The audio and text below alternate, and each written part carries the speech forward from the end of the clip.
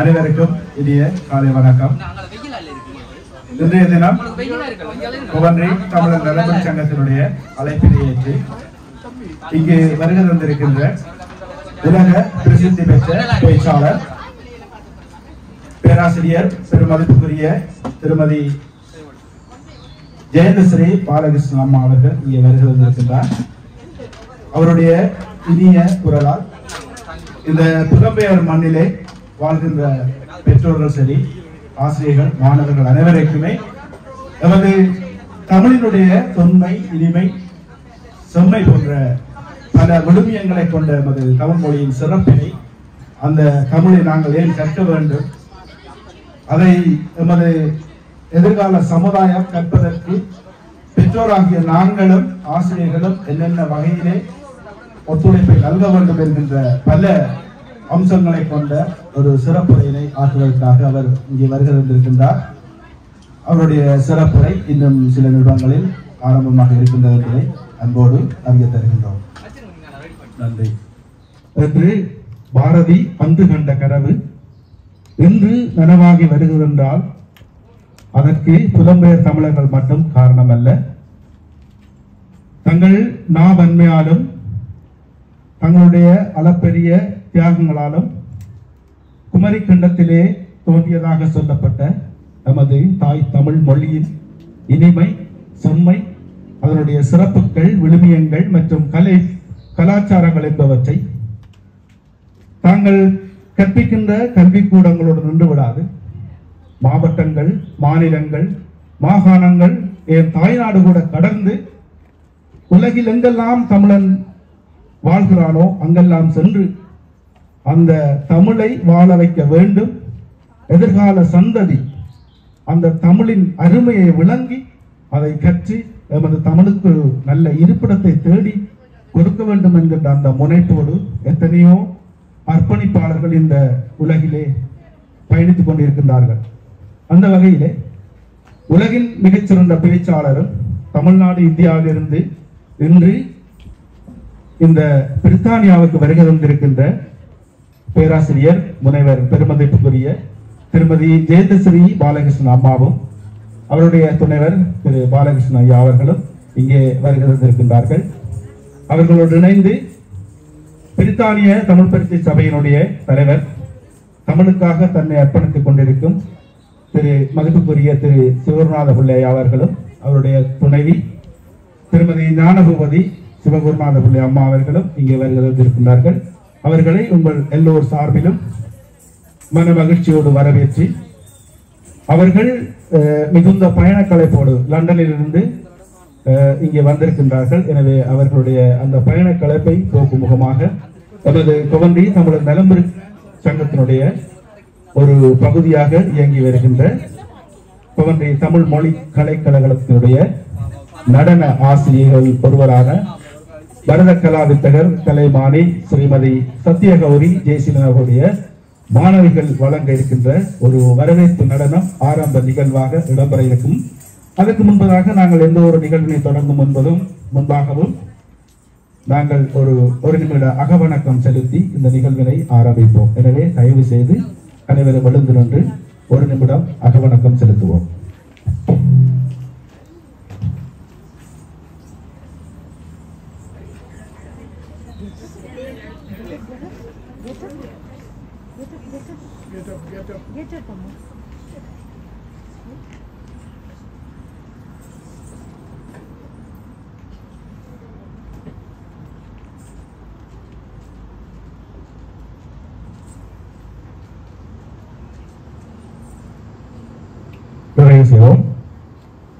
எனவே முதலாவது நிகழ்வாக ஒரு வரவேற்பு நடனம், அந்த நடன நிகழ்வை வழங்க வருகின்றார்கள் நமது குவன்றி தமிழ் மொழி கலைக்கழகத்தினுடைய நடன ஆசிரியை பரத கலா வித்தகர் கலைமானி ஸ்ரீமதி சத்யகௌரி ஜெயசீலன் ஆசிரியருடைய மாணவிகளான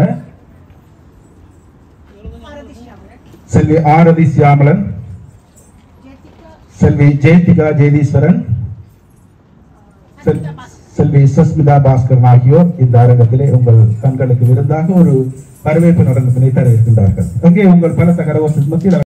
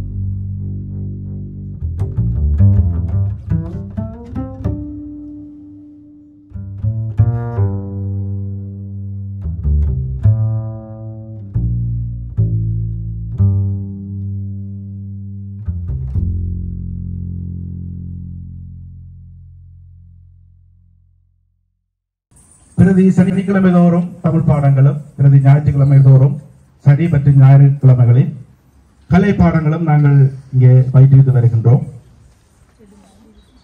அந்த நடன நிகழ்வை வழங்கியவர்கள் எமது பாடசாலையின் நடனம் பயிலும் மாணவிகள் மிகவும் சிறந்த முறையிலே உங்கள் கண்களுக்கு விருந்தளிக்கக்கூடிய வகையில் அந்த நடனத்தை வழங்கி சென்றிருந்தார்கள்.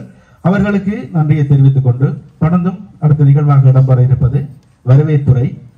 வரவேற்புரையினை நிகழ்த்துமாறு எமது கோவந்தி தமிழர் நலம்பரி சங்கத்தினுடைய தமிழ் பாடசாலை பொறுப்போடு நிர்வகித்து வருகின்றவர்களில் ஒருவரான திரு ரவி வள்ளி அவர்களை அன்போடு அழைக்கின்றேன். முகமெடுத்து சந்தனத்தில் உடலெடுத்து மங்கையென வந்த தமிழ் ஆகாய கங்கை கங்கையை அள்ளி பெருகுவதற்காய் வந்த அவையோருக்கு வணக்கம். மன்னிக்கோணும், அனைவருக்கும் எனது அன்பான வணக்கங்கள். இன்றைய நல்ல பொழுதிலே உலகத் தமிழர் மத்தியில் மிகவும் பிரபல்யமான அனைவருக்கும் முக்கியஸ்தராக விளங்கும் திருமதி டாக்டர் ஜெயந்தஸ்ரீ பாலகிருஷ்ணன் அவர்கள் கோவந்தி தமிழர் நலம்பரி சங்கத்தின் தமிழ் பாடசாலையிலே சொற்பொழிவாற்றுவது நமக்கெல்லாம் மிகவும் பெருமைக்குரிய விஷயமாகும்.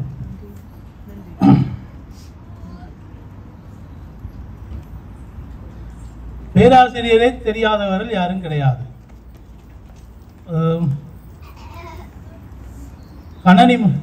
கணனி உலகத்திலே அவருடைய ஊக்க பேச்சினை பார்க்காமலும் கேட்காமலும் கடந்து போக முடியாது. அவ்வளவுக்கு அவருடைய பேச்சுக்கள் பரவி கிடக்கின்றன இணையதளங்களில், சமூக வலைத்தளங்களில்.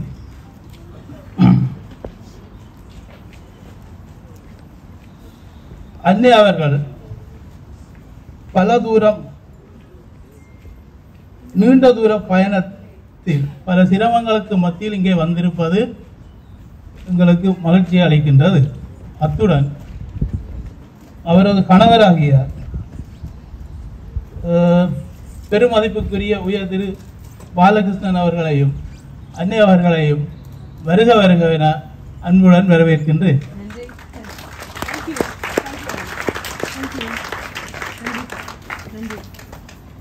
எமது தலைவர் கோவந்தி நலம்பரி சங்கத்தின் தலைவர் தவிர்க்க முடியாத காரணத்தினால் இன்று இங்கு இல்லை. அப்படி இருந்த போதும் அவருக்கு பதிலாக நமக்கு இந்த நிகழ்ச்சிகளை ஒழுங்குபடுத்தி தந்த பேராசிரியர் பிரித்தானிய பரிசுத்த சபையின் தலைவருமாகிய இந்த தமிழ் மொழியினை பிரித்தானிய பாராளுமன்றத்திலே அங்கீகாரம் பெற வைக்கும் என்று படாத பாடுபட்டு கொண்டிருக்கும் உயர் திரு சிவாப்பிள்ளை ஐயா அவர்களுக்கும் அவரது பாரியாரையும் மகிழ்ச்சியுடன் வரவேற்றுக் கொண்டு இந்நிகழ்ச்சியினை சிறப்பிக்க வந்திருக்கும் மாணவர்களுக்கும் பெற்றோர்கள், நமது பாடசாலை ஆசிரியர்கள், பொதுமக்கள், நிர்வாக சபையினர் அனைவரையும் இன்முகம் கொண்டு மகிழ்ச்சியுடன் வரவேற்றுக் கொண்டு எனது உரையினை நிறைவு செய்கின்றேன். வணக்கம்.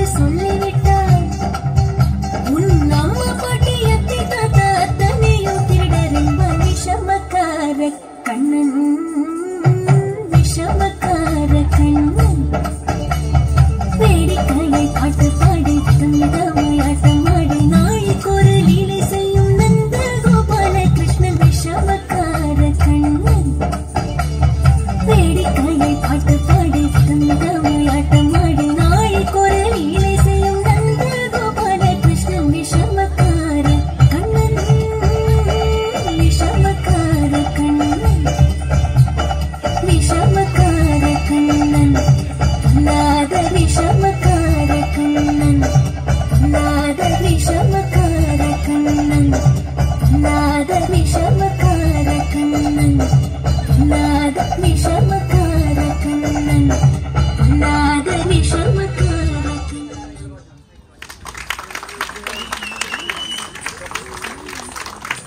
நிகழ்வுகளை தொடர்ந்து அடுத்த நிகழ்வாக இடம்பெற இருப்பது ஒரு கௌரவிப்பு நிகழ்வுகள்.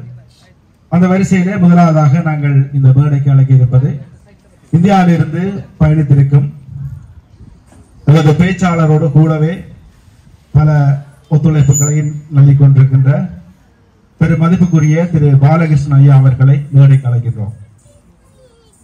அவரை கௌரவிக்கும் முகமாக கோவந்தி தமிழர் நலம்புரி சங்கத்தினுடைய கனிஷ்ட உபதலைவர் திரு விஜயரூபன் விவேகானந்தன் அவர்களையும் கோவந்தி தமிழ் மொழி கலைக்கழகத்தினுடைய பாடசாலையை பொறுப்பாக நிர்வகித்து வருவதில் ஒருவரான திரு ரவி வள்ளி அவர்களையும் இந்த மேடைக்கு அழைக்கின்றோம்.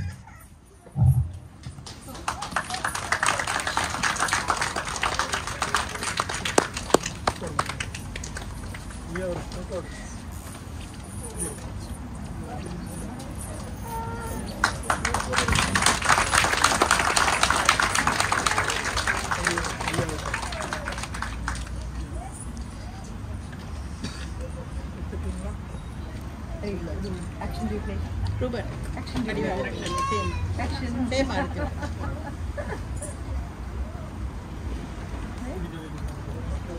Madam,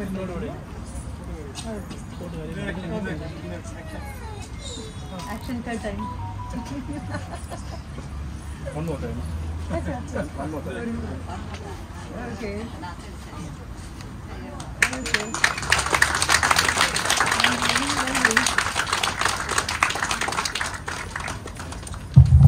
அந்த நிகழ்வினை தொடர்ந்து அடுத்த நிகழ்வாக இன்றைய விழாவின் கதாநாயகி என்று சொல்லலாம். இன்றைக்கு உங்களுடைய செவிகளுக்கு பல சுவையான தகவல்களையும் இந்த புலம்பெயர் மண்ணிலே நாங்கள் என்னென்ன செய்ய வேண்டும், இந்த எமது வளர்ந்து வருகின்ற எமது இளம் சமுதாயத்துக்கு நாங்கள் எந்த வழியிலே எமது தமிழ் மொழியை புகட்ட வேண்டும் என்கின்ற அந்த அளப்பரிய சிந்தனையோடு வருகின்றிருக்கின்ற எமது மதிப்புக்குரிய பேராசிரியர் முனைவர் திருமதி ஜெயந்தர் ஸ்ரீ பாலகிருஷ்ணன் அம்மா அவர்களை அன்போடு மேடை கலைகின்றோம். அவரை கௌரவிக்கும் முகமாக கோவந்தி தமிழர் நலம்புரி சங்கத்தினுடைய தமிழ் பாடசாலையின் தலைமை ஆசிரியை திருமதி ரஜினி உதயசேகர் அவர்களையும் தமிழாசிரியை திருமதி ஜெயதேவி சிவனேசன் அவர்களையும் அன்போடு மேடை கலைக்கின்றோம்.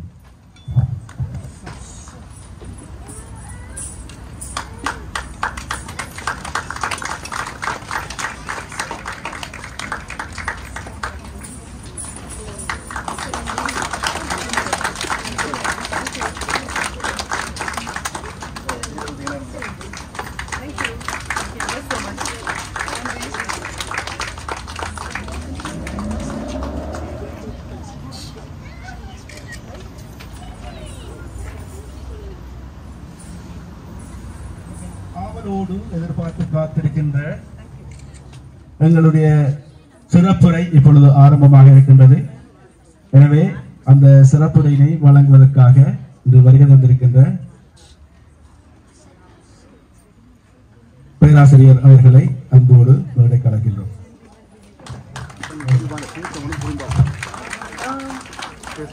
இந்தியாவிலிருந்து வந்திருக்கேன்.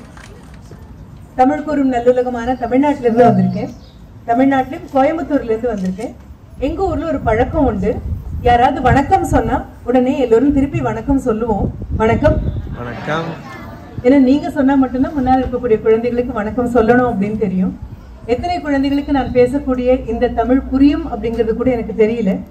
ஆனாலும் வெயிலில் இருந்தாலும் கொஞ்சம் குளிர்காயும் வெயிலாக இருப்பதால் பொறுத்து கொண்டிருக்கிறீர்கள் அப்படின்னு நான் கண்டிப்பாக நம்புறேன். நான் இந்த வருகைக்கு மிகப்பெரிய காரணமாக இருக்கக்கூடிய சிவாப்பிள்ளை ஐயா அவர்களுக்கும் ஞானம் மேடம் அவர்களுக்கும் என்னுடைய மிகப்பெரிய நன்றி. உங்களுடைய கைத்தட்டல் கிடைத்தால் இன்னும் சந்தோஷமாக இருக்கும்.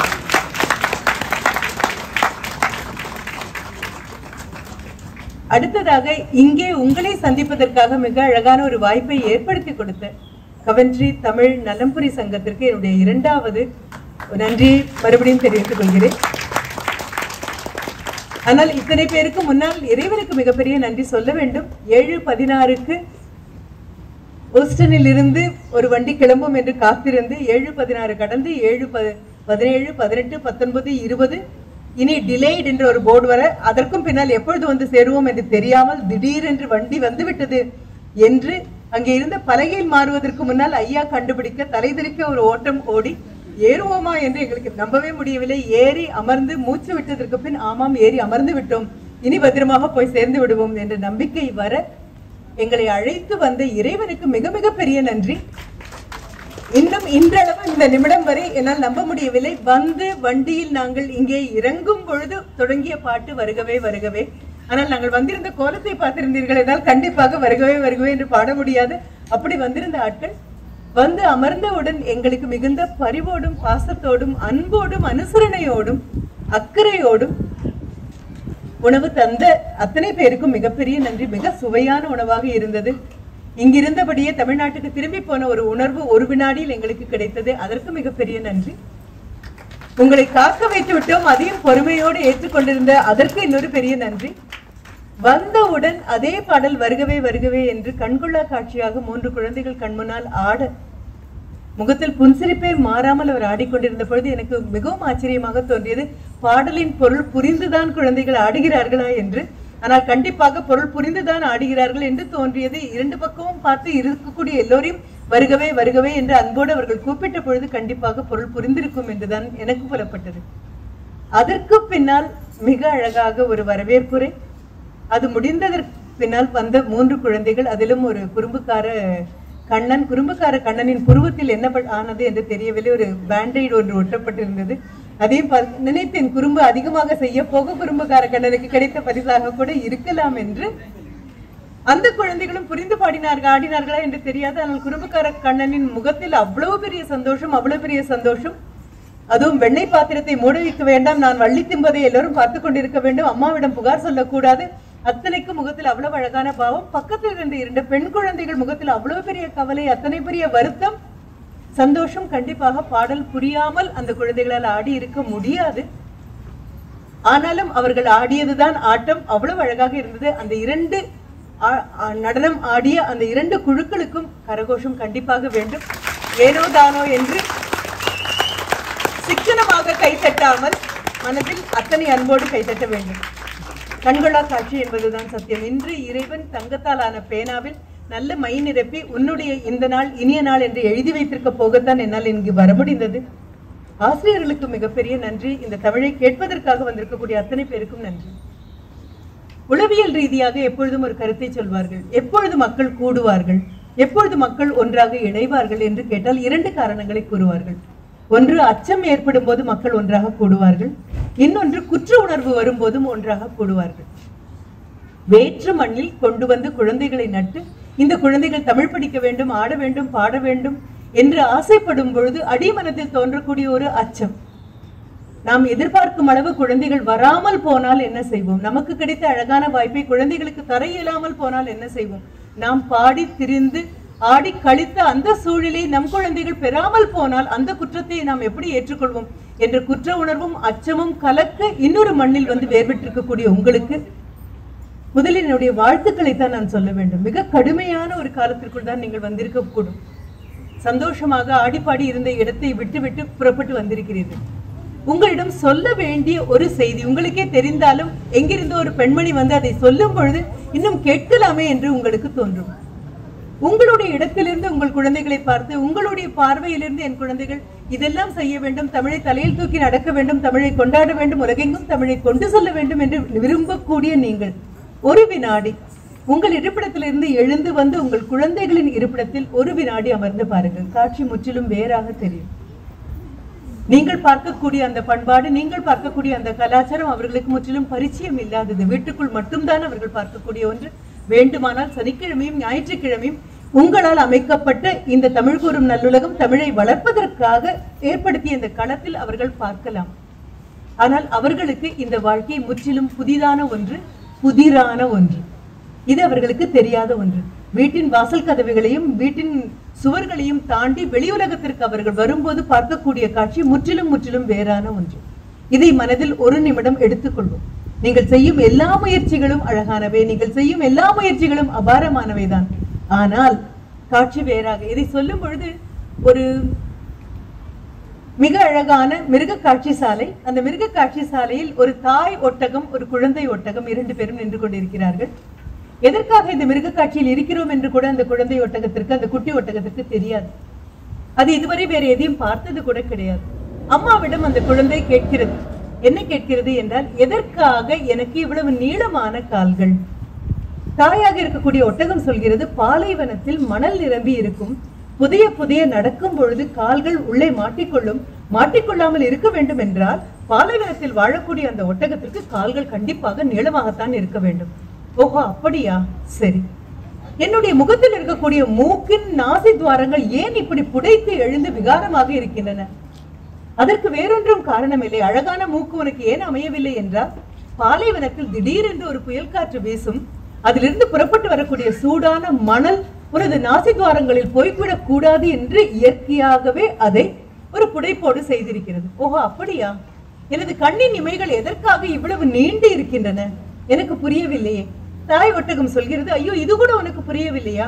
திடீர் என்று வரக்கூடிய அந்த புழுதி காற்றில் கண்ணுக்குள் மண் போய்விடக் கூடாது என்பதற்காகத்தானே உனக்கு இவ்வளவு நீள நீளமாக கண் இமைகள் அமைந்திருக்கின்றன. தன்னுடைய உடலின் ஒவ்வொரு உறுப்பை பற்றியும் அந்த குழந்தை ஒட்டகம் கேட்டுக்கொண்டே இருக்கும். நான் குட்டி ஒட்டகம் என்று கூட சொல்லவில்லை, குழந்தை ஒட்டகம் என்றே சொல்கிறேன். ஒவ்வொன்றை பற்றியும் கேட்டு, இது எதற்காக அம்மா, எனக்கு இது எதற்காக அம்மா என்று கேட்கும் பொழுதெல்லாம் அம்மா குறிப்பிட்டு சொல்லக்கூடியது, பாலைவனத்தில் வாழும்போது, பாலைவனத்தில் வாழும் பொழுது. அம்மா முழுமையாக உடலின் உறுப்புகள் எதற்காக படைக்கப்பட்டிருக்கின்றன என்று சொல்லி முடித்த பின்பு கண்கலங்கியபடியே அந்த குட்டியாக இருக்கக்கூடிய அந்த ஒட்டகம் அம்மாவின் கண்களை பார்த்து ஒரு கேள்வி கேட்கும். பாலைவனத்தில் இருந்தால் தானே அம்மா இதையெல்லாம் தேவை? நான் இருப்பதோ ஒரு மிருகக்காட்சி சாலையில் அல்லவா? இங்கே எனக்கு எதற்காக இவை எல்லாம் என்று கேட்கும். இந்த கேள்விக்கு பதில் இல்லாமல் போவது போலத்தான் எங்கிருந்தோ பறித்து நம்மை நாமே வேற்று மண்ணில் கொண்டு வந்து இறக்கி வைத்த பின்பு கண்டிப்பாக தொல்காப்பியன் கூட நினைத்திருக்க மாட்டான். என்ன காரணம்? அவன் சொல்லக்கூடிய 5 நிலப்பரப்புகளில் இல்லாத ஒரு நிலப்பரப்பில் வந்து இருக்கிறீர்கள். பனியும் பனி சார்ந்த இடங்களும். இந்த பனி கோலத்தை நாங்கள் கண்டிப்பாக பார்த்தது கிடையாது. ஒரு மார்கழி மாதத்தில் வந்து போகக்கூடிய, வெளியே கோலம் போடும் பொழுது அடிக்கக்கூடிய குளிர்காற்று தாங்க முடியாமல் உதட்டுக்கு நெய்யோ வெண்ணையோ வேசலினோ போட்டுக்கொள்ளக்கூடிய நபர்கள் நாங்கள். ஐயோ, என்ன பனி என்று சொல்லக்கூடிய நாங்கள். ஆனால் பனியை அல்லாது வேறு எதையும் பார்க்க முடியாமல் எப்பொழுதாவது வெயில் வந்தால் ஆனந்தமாக உட்கார்ந்து குளிர்காயக்கூடிய ஒரு மண்ணில் வந்து நிற்கிறீர்கள். இந்த மண்ணில் பூக்கக்கூடிய ரோஜா அவ்வளவு அழகாக இருக்கிறது. இந்த மண்ணில் நான் பார்க்கக்கூடிய எல்லா பூக்களும் இவ்வளவு அழகாக இருக்கின்றன. பல நேரங்களில் இந்த பூக்கள் என் வீட்டில் கோயம்புத்தூரில் இருக்கக்கூடிய சூடான அந்த தட்பவெப்ப நிலைக்கு எனக்கு வேண்டும் என்று ஆசைப்பட்டு அமேசான் மூலமாக விதைகளை வாங்கிய ஒரு அனுபவம் எனக்கு உண்டு. அந்த விதைகளை வாங்கியது சத்தியம். பார்த்து பார்த்து பராமரித்து அந்த விதைகளை நட்டது சத்தியம். முளை விட்டு வருவேனா என்று யோசித்து ஒவ்வொரு செடியாக வந்தது சத்தியம். ஆனால் கண்டிப்பாக அந்த வெயிலுக்கு இந்த பூக்களால் பூக்க முடியவில்லை என்பதுதான் மிகப்பெரிய சத்தியமாக எனக்கு இருந்தது. இங்க இருக்கக்கூடிய ரோஜாவை பார்க்கலாம், ரசிக்கலாம், எடுத்து சென்று விடலாமா என்று கூட மனதில் நினைக்கலாம். ஆனால் எனக்கு கண்டிப்பாக தெரியும், இந்த மண்ணும் இந்த நீரும் இந்த சீதோஷ நிலையிலும் பூக்கக்கூடிய அந்த பூ என்னுடைய நாட்டில் கொண்டு போய் என் வீட்டில் வைத்தால் எத்தனை பாதுகாப்பு தந்தாலும், எத்தனை போஷாக்கு தந்தாலும், என் குளிர்சாதன பெட்டியை அருகில் வைத்து அதற்கு குளிரூட்டினாலும் அதனால் இந்த அளவு அழகாக பூக்க முடியாது என்பது சத்தியம். ஓரறிவு உள்ள ஒரு செடிக்கே இவ்வளவு பெரிய துன்பங்கள் வருமே. ஆனால் புலம் பெயர்ந்து வந்து குழந்தைகளுக்கு ஒரு மொழியை கடத்தி செல்ல வேண்டும், மொழியின் வாயிலாக பண்பாட்டை கடத்தி செல்ல வேண்டும், மொழியின் வாயிலாக கலாச்சாரத்தை கடத்தி செல்ல வேண்டும், நடைமுறைகளை கடத்தி செல்ல வேண்டும், விழாக்களை கடத்தி செல்ல வேண்டும், உங்களுடைய இறைவனை கடத்தி செல்ல வேண்டும் என்று முன்முனைந்து நிற்கும் பொழுது வரக்கூடிய சவால்கள், பிரச்சனைகள் சாதாரணமானவை அல்ல. அதனால்தான் நான் சொன்னேன், குழந்தைகள் இடத்தில் நின்று இந்த காட்சியை பாருங்கள். தாயும் தகப்பனும் நின்று கொண்டு இருக்கும் பொழுது தரையில் ஒரு கட்டெரும்பு ஊறி செல்கிறது என்றால் அதற்கு அருகில் நின்று பார்க்கக்கூடிய குழந்தை சொல்லும், எனக்கு மிகவும் பயமாக இருக்கிறது.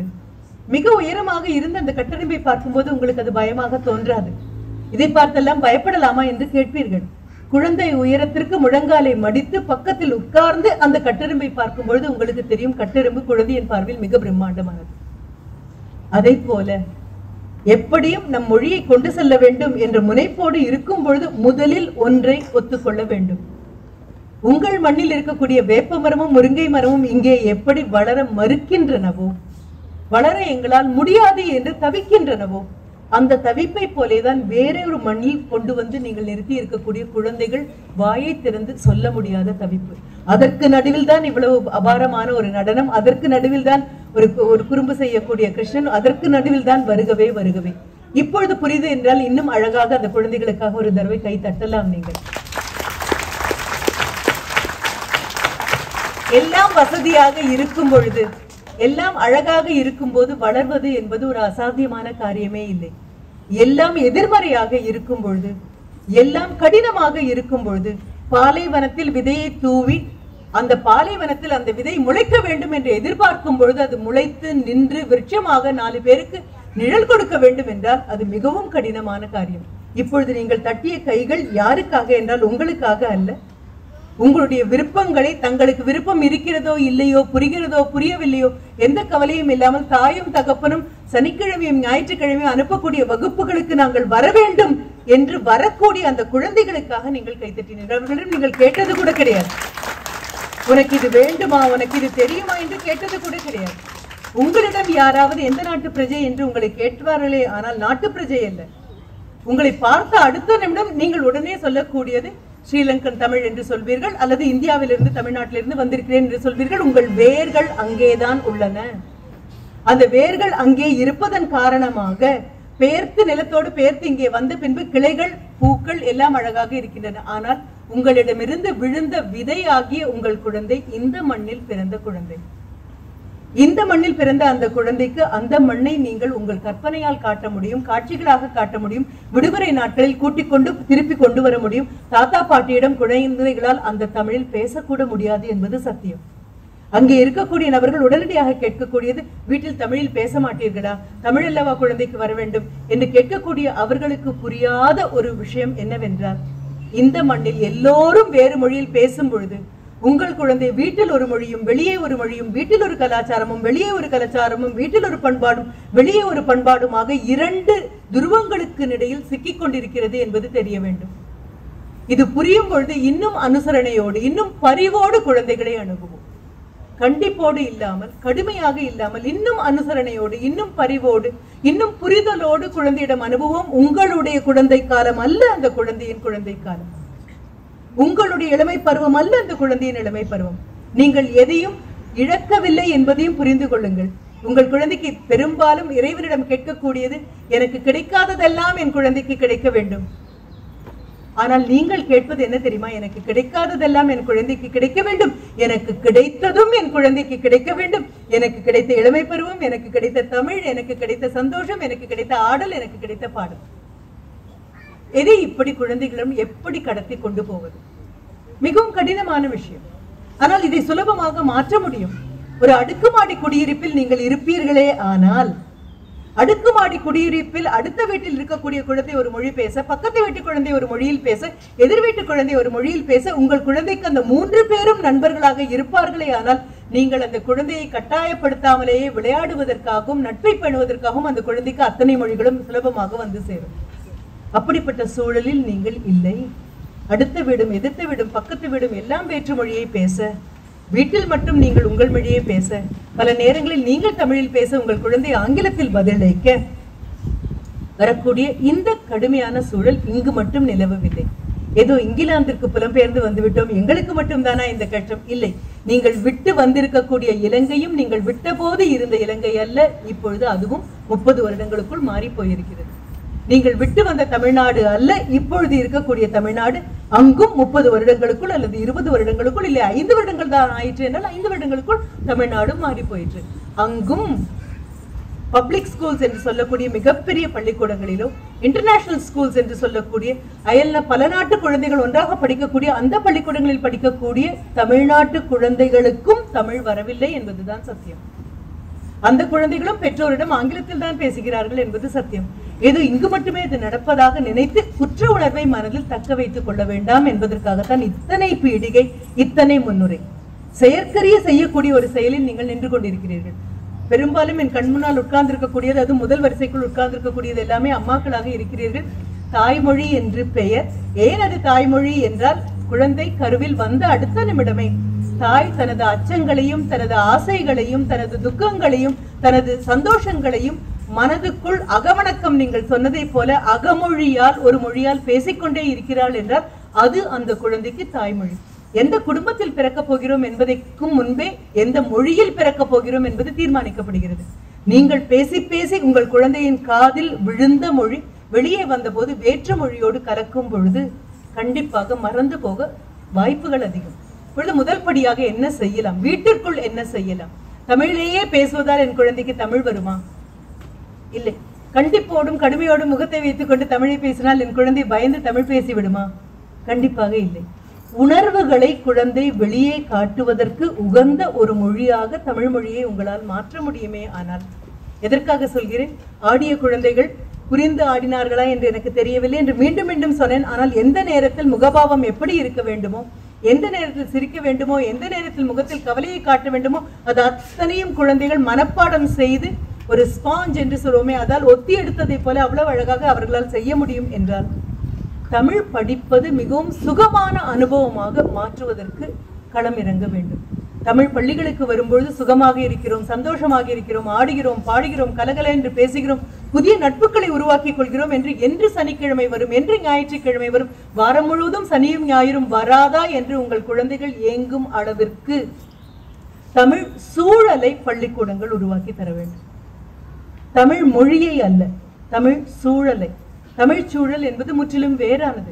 குழந்தைகள் வகுப்புக்குள் வரும்பொழுது என்ன தமிழ்நாட்டில் ஒரு கலாச்சாரமாக இருக்குமோ, என்ன இலங்கையில் ஒரு கலாச்சாரமாக இருக்குமோ, அதனுடைய காட்சிகள் குழந்தைகள் கண்களுக்கு மீண்டும் மீண்டும் தெரிய வேண்டும். என்ன காரணம்? மொழி எதை கொண்டு வந்து தருகிறது? உடையை கொண்டு வந்து தருகிறது, உணவை கொண்டு வந்து தருகிறது, உறவுகளை கொண்டு வந்து தருகிறது, உங்களுடைய உணர்ச்சிகளை கொண்டு வந்து தருகிறது. இதை மீண்டும் மீண்டும் குழந்தையின் கண்களுக்கு கொண்டு வந்தாலே அல்லாமல் பாடத்திட்டத்திற்காகவும் தேர்வுக்காகவும் கிடைக்கக்கூடிய ஒரு சான்றிதழுக்காகவும் தமிழ் போகுமே. ஆனால் தமிழ் அதோடு நின்று போகும். தமிழ் குழந்தைகளின் அந்தராத்மாவை தொடாது. அவர்கள் அறிவை தொடலாம், ஆனால் பேச்சு மொழியாக மாறாது. நீங்களும் நானும் தாய்மொழியை பயின்றது அப்படித்தான். தமிழை நீங்கள் பயின்று வந்தது அப்படித்தான். யாரும் வகுப்புக்கு போய் தமிழை பயின்றதெல்லாம் பிற்காலம். கம்பன் பின்னால் வருவான், பாரதி பின்னால் வருவான், வள்ளுவன் பின்னால் வருவான். ஆனால் முதலில் வீட்டில் தமிழ் வந்தால் அல்லாமல் பள்ளியில் தமிழ் வருவது என்பது குழந்தைக்கு வராத விஷயம். அப்பொழுது வீட்டில் என்ன சூழலை உருவாக்குகிறோம்? திரும்பும் பக்கம் எல்லாம் குழந்தைக்கு உங்கள் ஊரை அடையாளம் காட்டக்கூடிய பொருட்களாக வைக்க முடியுமே. ஆனால் ஊரை அடையாளம் காட்டக்கூடிய உறவு முறைகளை பார்த்து பேச முடியுமே. ஆனால் மீண்டும் மீண்டும் அடுக்கலையில் இருக்கக்கூடிய பொருட்கள் எல்லாவற்றுக்கும் தமிழில் குழந்தைக்கு பெயர் தெரியுமே. ஆனால் எங்கள் ஊர் குழந்தைகளுக்கும் தெரியாது. எப்பொழுது போனாலும் நாம் புலம்பிக் கொண்டே நான் சொல்லக்கூடிய ஒன்று, ஒயிட் சட்னி, ரெட் சட்னி என்று சொல்லக்கூடிய குழந்தைகளை மாற்றி அந்த ஒயிட் சட்னி என்பது எதையெல்லாம் சேர்த்து அது வெள்ளை நிறத்தில் ஒரு சட்னியாக மாறியது, சம்பல் என்ன நிறத்தெல்லாம் சேர்த்து ஒரு சம்பலாக மாறியது, இடியாப்பம் எப்படி வந்தது, கொழுக்கட்டை எப்படி வந்தது, பொங்கல் எப்படி வந்தது, இட்லி எப்படி வந்தது. இந்த ஆர்வத்தை குழந்தைகளிடம் நீங்கள் ஏற்படுத்தாவிட்டால் மொழி வெறும் சான்றிதழ்களோடு சங்கமித்து அதோடு நின்று போகும். என்ன செய்யலாம் அதற்கு? உங்களுடைய வினாடி வினா இந்த பாடலை யார் எழுதினார் என்பது அல்ல. உங்களுடைய வினாடி வினா இந்த கவிஞன் யார் என்பது அல்ல. உங்களுடைய வினாடி வினா பாரதியின் பாடல்களை மேற்கோள் காட்டுவது. அவை எல்லாம் பின்னால் வரும். எங்களுக்கும் அப்படித்தானே வந்தது. யாரும் முதல் வகுப்பில் போய் உட்கார்ந்தவுடன் பாரதியை காட்டி இது பாரதியார் என்று எங்களுக்கும் தெரியாது. ஆனால் முதல் வகுப்பில் போய் உட்காரும் பொழுது எங்களுக்கு தெரிந்தது என்ன என்றால், படம் பார்த்து கதை சொல் என்று சொன்னால் ஒரு நாயினுடைய படத்தை காண்பித்தால் அது நாய் என்று எங்களால் சொல்ல முடியும். காகம் என்றால் காகம் என்று சொல்ல முடியும். பாட்டி என்றால் பாட்டி என்று சொல்ல முடியும். ஒரு புத்தகம் என்றால் புத்தகம் என்று சொல்ல முடியும். அப்பொழுது எந்த மொழியும் படிப்பதற்கான விஞ்ஞான பூர்வமான அணுகுமுறை ஒன்றை உருவாக்கி வர வேண்டும். உங்களிடம் குழந்தைகள் வருவதும் ஆடுவதும் பாடுவதும் இரண்டாவது கட்டம். முதல் கட்டத்தில் the child has to recognize the objects in Tamil. ஏன்னா அதே நான் ஆங்கிலத்தில் சொன்னாதான் முன்னால் இருக்கக்கூடிய 4 குழந்தைகளுக்கு அது புரியும் என்கிறதுக்காக தான் வரும். The child has to recognize. காட்டக்கூடிய பொருளின் தமிழ் பெயர் என்ன என்று குழந்தைக்கு தெரிய வேண்டும். டேபிள் என்பது மேசையாகவும் சேர் என்பது நாற்காலியாகவும் குழந்தையின் புழக்கத்தில் வார்த்தைகள் வர வேண்டும். இப்பொழுது ஒரு வீட்டிற்கு ஒரு குழந்தை என்ற காலகட்டத்திற்குள் வந்துவிட்டோம். அப்படி வரும்பொழுது பல உறவுகளை நாங்கள் முற்றிலுமாக இழந்து ஆகிவிட்டது. அண்ணன் என்றால் அந்த குழந்தைக்கு என்ன என்று தெரியாது, தங்கை என்றால் என்ன என்று தெரியாது, அத்தை, மாமி, சித்தி, சித்தப்பா, பெரியப்பா எந்த உறவுகளும் தெரியாது. நாளை அந்த குழந்தை திருமணமாகி போகும் பொழுது ஒரு மைத்துனர் என்றால் என்ன என்று தெரியாது, நாத்தனார் என்றால் என்ன என்று தெரியாது. அந்த குழந்தை எல்லா உறவுகளையும் இழந்து விட்டு பக்கத்து வீட்டில் இருக்கக்கூடிய ஆண்டி தான் ஆண்டி, எதிர் வீட்டில் இருக்கக்கூடிய அங்கிள் தான் அங்கிள் என்ற நிலைக்கு அடுக்குமாடி குடியிருப்புகளில் தமிழ்நாடு வந்து விட்டது. அப்பொழுது உறவுகள் எல்லாம் காணாமல் போகக்கூடிய இந்த கட்டாயத்தில் இருக்கும் பொழுது உறவு முறைகளை சொல்லிக் கொடுக்க வேண்டியது நீங்கள் தான். குடும்பத்திற்கான அந்த மரம், ஃபேமிலி ட்ரீ என்று ஒன்று சொல்வோம். உங்களுடைய மண்ணில் இருக்கக்கூடிய தாத்தா பாட்டி அவர்களுடைய பெயர், அவர்களுடைய தாத்தா பாட்டி, குழந்தைகள் எந்த விதமான மாற்று எண்ணமும் இல்லாமல் மனப்பாடம் செய்து உள்வாங்கிக் கொள்ளும். பொறுமையாக பக்கத்தில் உட்கார வேண்டிய நீங்கள் கிடைக்க வேண்டும் என்பது மட்டும்தான். அடுக்களில் இருக்கக்கூடிய எல்லா பொருட்களின் பெயர்களையும் தமிழில் சொல்லுங்கள். அதை வினாடி வினாவாக மாற்றுங்கள். ஆங்கிலத்தில் சொல்லி இதற்கு தமிழில் என்ன பெயர் என்று கேளுங்கள். தமிழில் அந்த குழந்தை அந்த பெயரை சொல்ல வேண்டும். உணவை பார்த்தவுடன் இந்த உணவுக்கு தமிழில் என்ன பெயர் என்று தெரிய வேண்டும். உடையை பார்த்தவுடன் இந்த உடைக்கு என்ன பெயர் என்று தெரிய வேண்டும். ஆபரணங்களை பார்க்கும் பொழுது ஆபரணங்களுக்கு என்ன பெயர் என்று தெரிய வேண்டும். வண்ணங்களை பார்க்கும்போது வண்ணங்களுக்கு என்ன தெரிய வேண்டும். எதற்காக இதை சொல்கிறேன் என்றால், இது நிரூபிக்கப்பட்ட ஒரு முறை.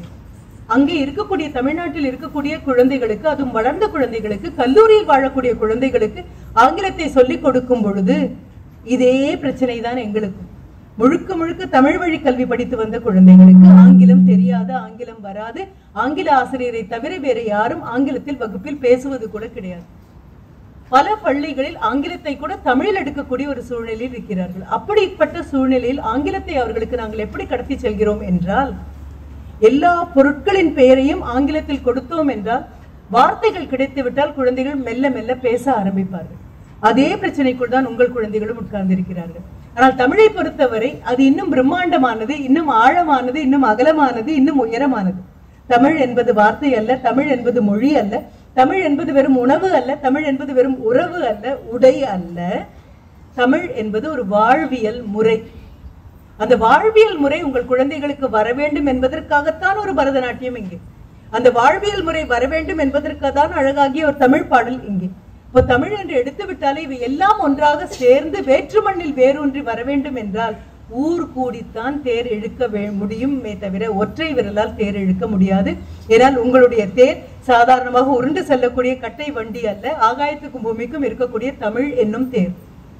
எந்த மதமாக இருந்தாலும், எந்த ஜாதியாக இருந்தாலும், எப்பொழுது இந்த நாட்டில் வந்து நீங்கள் நின்றிருந்தாலும் அத்தனை பேரும் ஒன்று கூடி இந்த தேரை இழுத்தால் மட்டும்தான் தேர் கொஞ்சமாவது நகர முயற்சி செய்யும். தானே விரும்பினாலும் அந்த தேரால் நகர முடியாது. தமிழை தக்க வைத்துக் கொள்ள வேண்டும், தமிழை அடுத்த தலைமுறைக்கு கொண்டு போக வேண்டும் என்றால் ஒரு நாளும் விடாமல், ஒரு நாளும் சோர்வில்லாமல், ஒரு நாளும் சலிப்பில்லாமல், ஒரு நாளும் ஓய்வு கேட்காமல் ஒவ்வொரு நாளும் அந்த மொழி பயில வேண்டும். என்ன காரணம் என்றால், நாங்கள் ஆங்கில வகுப்பில் சொல்லக்கூடியதுதான், லாங்குவேஜ் இஸ் கண்டினியூஸ் லேர்னிங். தொடர்ந்து 10 நாட்கள் நீங்கள் விட்டுவிட்டால் 11வது நாள் வரும் பொழுது முதல் நாள் படித்த வார்த்தை மறந்து போயிருக்கும், வழக்கு ஒழிந்து போயிருக்கும். இப்பொழுது உங்கள் பாடத்திட்டத்தை வேறு விதமாக பார்க்க முயற்சி செய்யுங்கள். சனிக்கிழமை பார்க்கிறோம், ஞாயிற்றுக்கிழமை பார்க்கிறோம், மீண்டும் சனிக்கிழமை பார்க்கும் வரை இதை குழந்தைகள் பயிலாது, இதை குழந்தைகள் பார்க்காது என்ற சூழ்நிலையை மாற்றி அன்றாடம் இந்த குழந்தைகள் உட்கார்ந்து படிப்பதல்ல, கேட்பது. வள்ளுவன் கிட்ட போனீங்கன்னா செவிச்செல்வம் என்று சொல்வார். The more you listen, the better you understand. ஆங்கில வகுப்புக்கு வரக்கூடிய குழந்தைகளையும் நாங்கள் அதைத்தான் சொல்கிறோம். மீண்டும் மீண்டும் ஆங்கிலத்தில் வரக்கூடிய எல்லாவற்றையும் கேள், மீண்டும் மீண்டும் கேள், புரிகிறதோ புரியவில்லையோ மீண்டும் மீண்டும் கேள். அதில் இலக்கணம் இருக்கிறதா என்று தயவு செய்து பார்க்காதீர்கள். மழலைக்கு இலக்கணம் கிடையாது. முதல் முறையாக ஒரு மொழியை பயிரக்கூடிய நபர்களுக்கு இலக்கணம் கிடையாது. நானும் குழந்தையாக இருந்த பொழுது இலக்கணம் இல்லாத தமிழில் பேசிய பெண்மணிதான்.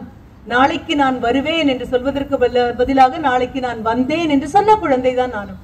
நானுக்கு குடு எனக்கு குடு என்று கேட்காமல் நானுக்கு குடு என்று கேட்ட குழந்தைதான். ஆனால் உடனடியாக என் தாயார் எழுந்து வந்து, நீ சொன்னது இலக்கணப்படி சரியானது அல்ல, இலக்கணப்படி நீ சொல்ல வேண்டியது நாளைக்கு நான் வருவேன். வருவேன் என்றால் எதிர்காலம், வந்தேன் என்றால் இறந்த காலம் என்று என் தாயார் இலக்கண பாடம் எடுத்திருந்தால் அடுத்த அடி என்னால் எடுத்து வைத்திருக்க முடியாது. அம்மா செய்த ஒரு அழகான வேலை என்ன என்றால், ஒவ்வொரு முறை தவறாக நான் ஒரு வாக்கியத்தை சொல்லும் பொழுதும் சரியான வாக்கியத்தை திருப்பி திருப்பி சலிப்பின்றி சொன்னவள். 10 முறை கேட்ட பின்பும் நாளைக்கு நான் வருவேன் என்று சொல்லக்கூடிய என்னிடம் நாளைக்கு நான் வந்தேன் என்று சொன்னால் வருவேன் என்று மாற்றி கொடுத்து கொண்டே இருந்தார்கள். நானுக்கு என்று கேட்ட பொழுதெல்லாம் எனக்கு எனக்கு என்று சொல்லிக் கொண்டே இருந்தார்கள். 30 முறை சலிக்காமல் என் தாயார் சொன்னதுக்கு பின் 31வது முறை நானுக்கு என்பது எனக்கு என்று மாறியது. எத்தனை தமிழை கேட்கக்கூடிய சூழலுக்கு குழந்தைகளை உங்களால் கொண்டு போக முடியுமோ அத்தனை குழந்தைகளை தமிழ் இருக்கக்கூடிய சூழலுக்கு கொண்டு போங்கள். உருவாக்க வேண்டிய அவசியம் இல்லை. இருக்கக்கூடிய செடிகளை காண்பித்தால் போதும். அது மரம் என்றால் அது மரம், அது இலை என்றால் இலை, அது கிளை என்றால் கிளை. ஒரு மரத்தினுடைய அங்கங்களை ஆங்கிலத்தில் தெரிந்த குழந்தைக்கு மரத்தை பக்கத்தில் வைத்துக்கொண்டு தமிழ் சொல்லிக் கொடுத்தாலே உங்களுடைய பாடத்திட்டத்தின் கணிசமான பகுதியை நீங்கள் தீர்த்திருப்பீர்கள். இந்த முயற்சியை முன்னெடுத்து போனதற்கு பின்பாக, அதாவது முதலில் வரக்கூடிய குழந்தைகளுக்கு தமிழை கேட்கக்கூடிய சூழலை இன்னும் அதிகப்படுத்தி கொண்டே போனால், அதிகப்படுத்தி கொண்டு போன பின்பு கேட்ட வார்த்தைக்கு கண்ணில் தெரியக்கூடிய பொருள் அதுதானா என்று மரம் என்று அங்கே காட்டிய பின்பு மரத்தின் படத்தை காட்டினால் இது மரம் என்று தெரியும். கிளை எது என்றால் எது கிளை என்று தெரியும். இது இலை என்று தெரியும். குழந்தையிடம் கண், மூக்கு, காது என்று நாம் உருவத்தில் சொல்வதை போல ஒரு மரத்தை எடுத்துக்கொண்டு, ஒரு வீட்டை எடுத்துக்கொண்டு, இதுதான் கூரை, இதுதான் தூண், இதுதான் சுவர் என்று உங்களால் இருக்கக்கூடிய பொருட்களை வைத்து தமிழ் வார்த்தைகளை கொண்டு வர முடியுமே. ஆனால் வெகு சுலபமாக குழந்தைகளுக்கு வார்த்தை கிடைக்கும் பொழுது தமிழில் பேச ஆரம்பிப்பார்கள். இது விஞ்ஞான பூர்வமாக நிரூபிக்கப்பட்ட ஒன்று. வெகு சுலபமானது தானே மேடம் என்று நீங்கள் சொன்னாலும் வெகு சுலபமானதுதான் மிகவும் கடினமான ஒன்றாக இருக்கும். ஒரு மிருக காட்சி சாலையில் வளர்க்கப்படக்கூடிய ஒட்டகம் கேட்ட கேள்வியை உங்கள் குழந்தைகள் உங்களிடம் திருப்பி கேட்கக்கூடாது என்றால், பாலைவனத்தின் அனுபவத்தை இந்த ஒட்டகத்து குட்டிக்கு கொடுக்க அந்த தாய் முயற்சி செய்ய வேண்டும் என்றால், எதற்காக நீண்ட இமைகள், எதற்காக நீண்ட கால்கள், எதற்காக விடைத்தெழுந்த நாசித்வாரங்கள் என்று உங்கள் குழந்தை கேட்கும் கூடிய கேள்விகளுக்கு I am a British citizen, why should I learn this என்ற கேள்வியை திரும்பி உங்களிடம் குழந்தை கேட்கும் போது நீங்கள் திகைத்து நிற்கக்கூடாது என்றால், தமிழ் என்ற மொழியை மட்டுமல்ல, தமிழ் தரக்கூடிய சூழலையும் உருவாக்கியே ஆக வேண்டும். இன்றைக்கு உட்கார்ந்திருக்கக்கூடிய குழந்தைகள் பார்க்கிறார்கள், நாட்டியத்தை பார்க்கிறார்கள், நெற்றியில் பொட்டை பார்க்கிறார்கள், தலையில் பூவை பார்க்கிறார்கள், காதில் ஜிமிக்கியை பார்க்கிறார்கள், மாட்டில்கள் பார்க்கிறார்கள், சுட்டி பார்க்கிறார்கள். நான் சொல்லக்கூடிய வார்த்தை ஆபரணங்களின் பெயர் உங்கள் குழந்தைகளுக்கு தெரியுமா என்று கூட எனக்கு தெரியாது. அத்தனையை பார்த்த இந்த சூழலை அன்றாடம் உருவாக்க முடியாது. ஆனால் அந்த பொருட்களை ஒரு இடத்தில் உங்களால் வைக்க முடியும். அந்த பொருட்களின் படங்களை உங்களிடத்தில் ஒரு நாள் வைக்க முடியும். இதை வைத்துக்கொண்டு வினாடி வினாவை உங்களால் உருவாக்க முடியும். சுவாரஸ்யமான இதை கொண்டு வர முடியும். அது போலவே கதைகள், எத்தனை கதைகள் உங்களால் சொல்ல முடியுமோ அத்தனை கதைகளை சொல்வது, கதையின் முதல் வரியை சொல்லி முடிவு வரை குழந்தையை அதை பற்றி சொல்ல வைப்பது, அல்லது சாதாரணமாக உணவுப் பொருள் ஒன்றை எப்படி தயாரிப்பது. எங்களுடைய குழந்தைகளுக்கு ஆங்கிலத்தை கல்லூரி அளவில் சொல்லிக் கொடுக்கும் பொழுது நான் செய்யக்கூடிய ஒரு சின்ன விஷயம் என்னவென்றால், how do you fix egg omelette என்று கேட்பேன். ஆம்லெட் என்பதற்கு அவர்களுக்கு அதனுடைய ஸ்பெல்லிங் கூட என்னுடைய மாணவர்களுக்கு தெரியாது. ஏனால் தமிழில் ஆம்லெட் என்று எழுதைத்தான் அவர்கள் பார்த்திருக்கிறார்களே தவிர ஆங்கிலத்தில் அப்படி ஒரு உணவுப் பொருள் இருக்கிறது என்று கூட தெரியாது. அவர்களுக்கு அது என்ன எல்லாம் வேண்டும் என்று கேட்கும் பொழுது குழந்தை முதலில் அந்த மாணவன் சொல்லுவான், 18-19 வயதான மாணவர்களை பற்றி சொல்கிறேன், இது போன்ற பிஞ்சு குழந்தைகளை சொல்லவில்லை. அவன் சொல்லக்கூடியது எக் என்று சொன்ன அடுத்த நிமிடம் நான் கேட்பான், 10 நாட்கள் ஆன பழைய முட்டையாக இருந்தால் போதுமா? இல்லை மேடம், புதியதாக வேண்டும். அடுத்தது புதியதாக என்று சொல்லிவிட்டு வழக்கத்தில் இருக்கக்கூடிய ஃப்ரெஷ்ஷா வேணும் மேடம். அப்பொழுது கரும்பலகையில் வந்து எழுத வேண்டியது ஃப்ரெஷ் எக், ஆம்லெட் செய்ய வேண்டும் என்றால் ஃப்ரெஷ் எக், புதிதாக படிக்கிறான். அதற்கு பின்னால் என்ன வேண்டும்? வெங்காயம் வேண்டும் என்றும். வெங்காயத்திற்கு என்ன வார்த்தை ஆங்கிலத்தில்? அது போர்டுக்கு வந்துவிடும். ஒவ்வொன்றாக அது எப்படி நறுக்க வேண்டும்? பெரிய பெரிய துண்டுகளாக இல்ல மேடம், பொடிப்பொடியாக. அவன் சொல்வது எப்படி? பொடிப்பொடியாக, மிக நைஸாக நறுக்க வேண்டும் மேடம். அதற்கு ஆங்கிலத்தில் என்ன தெரியுமா? ஃபைன்லி சாப். அது கரும்பலகைக்கு வரும். ஒவ்வொன்றாக கரும்பலகைக்கு எல்லா வார்த்தைகளும் வரும். வந்து முடித்த பின்பு நான் செய்ய வேண்டிய ஒற்றை உதவி என்ன என்றால், இவற்றை எல்லாம் ஒன்றாக சேர்த்து அந்த உணவு பதார்த்தத்தை எப்படி உருவாக்க வேண்டும் என்பது மட்டும்தான். அதற்கு தேவையான அத்தனை வார்த்தைகளும் வந்துவிட்டால் இலக்கணம் இல்லாமல் கூட அந்த மாணவனால் அந்த உணவுப் பொருளை தயாரிக்க முடியும். சின்ன சின்ன முயற்சிகள் தான். அது ஒரு பையில் வைத்துக் கொண்டிருக்கக்கூடிய கண்ணுக்கு தெரியாத ஒரு பொருளாக இருக்கலாம். அந்த பொருளை குழந்தை வந்து தொட்ட பின்பு அது எப்படி இருக்கிறது? நீண்டு இருக்கிறதா, உருண்டையாக இருக்கிறதா, தட்டையாக இருக்கிறதா, வழுவழுப்பாக இருக்கிறதா, சொரசொரப்பாக இருக்கிறதா, அத்தனையும் தமிழ் வார்த்தைகள். இந்த தமிழ் வார்த்தைகள் அந்த குழந்தைக்கு தெரியாவிட்டால் அந்த பொருளை இந்த குழந்தையால் வர்ணிக்க முடியாது. சாதாரணமான விஷயங்களாக உங்களால் கொண்டு வர முடியும். பாடத்திட்டம் ஒரு பக்கம் இருக்கட்டும், பாடத்திட்டத்தை அணுகுவதற்கான தயார் நிலைக்கு உங்களை நீங்கள் கொண்டு செல்ல வேண்டும். கற்பனை செய்து பாருங்கள், என்னிடம் நேற்று ஒரு நேரடி அல்ல, அது அவர்கள் சொன்னது நேர்முகமாக ஒரு காணல் என்று சொன்னார்கள். ஆனால் நடந்தது என்னவோ ஒரு வர்ச்சுவலாக தான் அது நடந்தது. அவர்கள் கேட்கும் பொழுது நான் சொன்னது இதுதான், எப்படி உங்களால் அந்த சூழலை கொண்டு வந்து குழந்தைக்கு கொடுக்க முடியும் என்று அவர்கள் கேட்ட பொழுது நான் சொன்னது இதுதான். இருக்கக்கூடிய எல்லா பொருட்களையும் குழந்தைக்கு அறிமுகப்படுத்தி விட்டு அதில் ஒரு வினாடி வினா, அதில் ஒரு போட்டா போட்டி, அதில் ஒரு கதை, அதில் ஒரு கவிதை, இதற்கு பின்னால் புத்தகத்தை திறந்தால் போதும். வந்தவுடன் குழந்தைகளிடம் புத்தகத்தை கொடுக்க வேண்டாம். அப்படித்தான் அங்கேயும் நடக்கிறது. ஏ எழுதுவது எப்படி என்று 100 முறை ஏ எழுதினால் ஏ எழுத வராது. முதலில் அந்த பொருளை அடையாளம் காட்டுவதற்கான அதற்கு பின்பு புத்தகத்திற்கு வந்தால் போதும். அப்படி ஒரு நிலைப்பாடை உங்களால் எடுக்க முடியுமே ஆனால் கண்டிப்பாக உணவை கொண்டு வர முடியும், உறவுகளை கொண்டு வர முடியும், உடைகளை கொண்டு வர முடியும். பார்த்த அடுத்த நிமிடம் இந்த நபர் என்ன ஆடை அணிந்து கொண்டிருக்கிறார், ஒரு எல்லை நாட்டை சேர்ந்தவர் என்பதை குழந்தையால் தெளிவாக சொல்ல முடியும். இதற்கு இடையில் உங்களுடைய பரிவு மிகவும் முக்கியமான ஒன்று. இந்த மண்ணில் முதலாக வந்து கால் ஊன்றிய போது உங்கள் மனநிலை எப்படி இருந்தது என்பதை ஒரு நிமிடம் யோசித்து பாருங்கள். இந்த மண்ணில் வந்து கால் ஊன்றிய பிறகு இங்கிருந்து ஒரு பேருந்தை பிடிக்கும்போது, இன்று ஒரு ரயிலை பிடிப்பதற்கு நின்று கொண்டிருந்த போது நான் யோசித்தேன், இத்தனை வளர்ந்து கூட இருக்கக்கூடிய நபர்கள், துணைக்கு இருக்கக்கூடிய நபர்கள், எதிர்கொண்டு அழைக்கக்கூடிய நபர்கள் இத்தனை பேர் இருந்தும் வேற்று மண்ணில் வந்து ஒரு ரயில் வண்டியை பிடிப்பதற்கான காலதாமதமாகும் போது என் நெஞ்சில் ஏற்படக்கூடிய படபடப்பு எப்படிப்பட்டது. அப்படி இருக்கக்கூடிய நிலையில் பிஞ்சு குழந்தைகளை கொண்டு வந்து உட்கார வைத்து நீ இதை படித்தே ஆக வேண்டும் என்னும் பொழுது அவர்களுக்கு ஏன் என்னை படிக்க சொல்கிறாய் என்பது கூட புரியாது. பரிவோடு அருகில் அமர்ந்து அறிமுகப்படுத்துங்கள். Introduce your culture in a very understanding way. எனக்கு இருக்கிறது அதனால் உனக்கு வேண்டும், என்னிடம் இருக்கிறது உனக்கு கொடுத்தே ஆவேன், கையை நீட்டு என்பதை விட்டுவிட்டு தானாக குழந்தை உங்களை நோக்கி கையை நீட்டும் சூழலுக்கு உங்களால் கொண்டு போக முடியுமே ஆனால் மிகவும் அழகாக இருக்கும். உங்களுடைய அச்சத்தை ஒரு புறம் நகர்த்தி வையுங்கள். உலகம் முழுவதும் இது போன்ற சிறு குழந்தைகளின் தாய் தகப்பனுக்கு இருக்கக்கூடிய அச்சம் உங்களுக்கும் இருக்கிறது. பார்த்து பார்த்து பக்கத்தில் நின்று பரிவோடு உங்களுடைய பண்பாட்டையும் கலாச்சாரத்தையும் நீங்கள் கொடுக்கும் பொழுது கண்டிப்பாக குழந்தைகள் தடம் புரண்டு போகாது. அதுதான் பெரிய அச்சம். இங்க இருக்கக்கூடிய கலாச்சாரத்திற்குள் குழந்தை போய்விட்டால் அல்ல. எல்லா முன்னேறிய நாடுகளும், முன்னேறி கொண்டிருக்கக்கூடிய நாடுகளும் விழுமியங்களை வைத்துக் கொண்டுதான் முன்னேறுகின்றன. உங்களுக்கு தெரிந்த விழுமியங்கள் வேறு, குழந்தைகள் பார்க்கக்கூடிய விழுமியங்கள் வேறு. நம் நாட்டில் மட்டும்தான் only we have values, கண்டிப்பாக இல்லை. எந்த நாடு முன்னேறுகிறதோ, எந்த நாடு பாதுகாப்பு கொடுக்கிறதோ அந்த நாட்டில் எல்லாம் தனி மனிதனுடைய விழுமியங்கள் கண்டிப்பாக இருக்கின்றன. அங்கே காண கிடைக்காத பல விழுமியங்களை நான் இங்கே பார்க்கிறேன். ஒரு வண்டியின் எதிரில் இன்னொரு வண்டி வருமேயானால் நான் போவதற்காக அந்த நபர் எனக்கு ஒரு அவகாசம் கொடுக்கிறார், அல்லது அவர் போவதற்காக நான் அவகாசம் கொடுக்கிறேன் என்றால் அந்த வண்டியை ஓட்டும் இடத்தில் இருக்கக்கூடிய நபர் ஒன்று நன்றி சொல்லிவிட்டு போவதை இந்த நாட்டில் மட்டும்தான் நான் பார்த்திருக்கிறேன். நான் வந்த நாட்டில் நான் கண்டிப்பாக பார்த்ததில்லை. ஒரு நடைபயணத்திற்கு போகும்போது எதில் வரக்கூடிய நபர்கள் முன்பின் அறிமுகம் இல்லாத நபர்கள், யார் என்று தெரியாத நபர்கள், நாளை அவர்களை சந்திப்பேனா என்று கூட தெரியாது. ஆனாலும் ஒரு இன்முகத்தோடு ஒரு தலையை அசைத்து குட் மார்னிங் என்று சொல்லிவிட போகக்கூடிய அந்த கலாச்சாரத்தை நான் இங்கே பார்க்கிறேன். தெரியாமல் என் மேல் கால் பட்டு விட்டாலோ அல்லது கை பட்டு விட்டாலோ அல்லது அவசரமாக என்னை தாண்டி போக வேண்டிய சூழல் வந்தாலோ நின்று மன்னிப்பு கேட்டுவிட்டு போகக்கூடிய கலாச்சாரத்தை நான் இங்கே பார்க்கிறேன். எல்லா நாடுகளிலும் விழுமியம் உள்ளது, எல்லா நாடுகளிலும் கலாச்சாரம் உண்டு, எல்லா நாடுகளிலும் பண்பாடு உண்டு. நீங்கள் செய்ய வேண்டியது ஒன்றே ஒன்று மட்டும்தான். let your child get the best of both the cultures.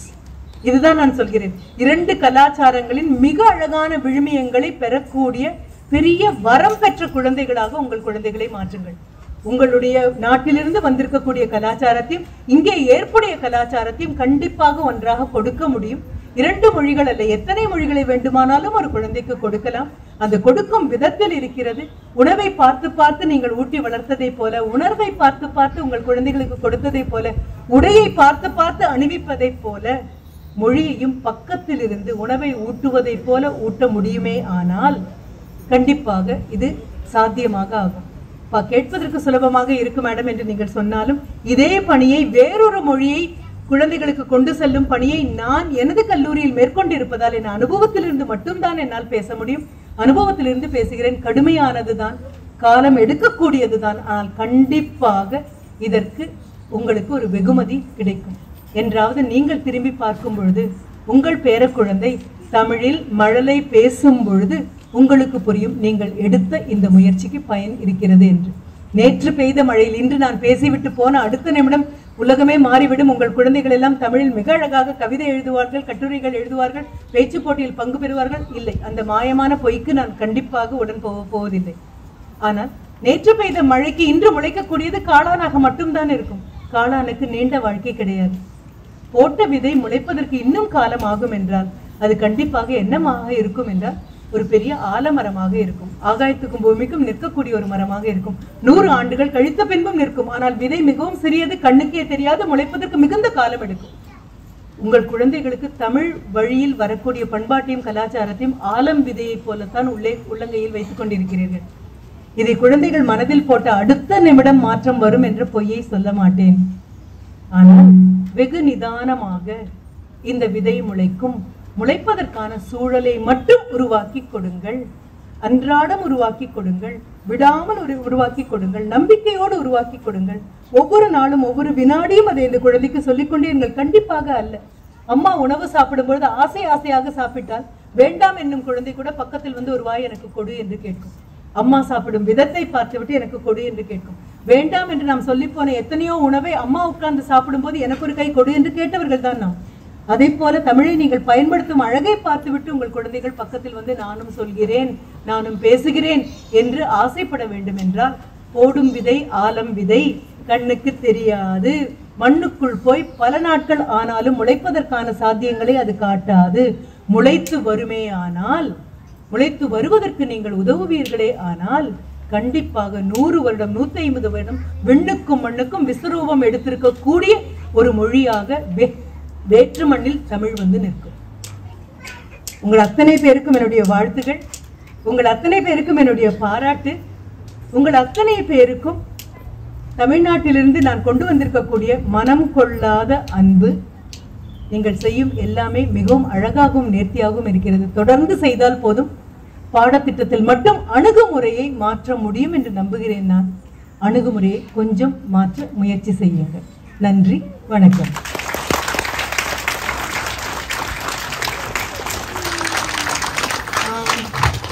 நான் சிவாப்பிள்ளை ஐயாவிடம் கேட்டுக்கொள்வது எப்பொழுதுமே ஒரு கலந்துரையாடலுக்கு வாய்ப்பு இருக்குமே ஆனால் நன்றாக இருக்கும் என்று. பெரும்பாலும் நீங்கள் கேட்கக்கூடிய கேள்விகள் அத்தனைக்கும் பதிலாகத்தான் என் பேச்சு இருக்கும். இது தவிர கேள்விகள் இருக்குமே ஆனால் கண்டிப்பாக கேட்கலாம். ஆசிரியர்கள் பிரச்சனையை கேட்கலாம், பெற்றோர் பிரச்சனை, உங்கள் பிரச்சனையை கேட்கலாம். குழந்தைகள் கண்டிப்பாக அவர்களுக்கு என்ன நடந்தது என்றே தெரியாமல் இருப்பதால் அவர்களால் பேச முடியாது.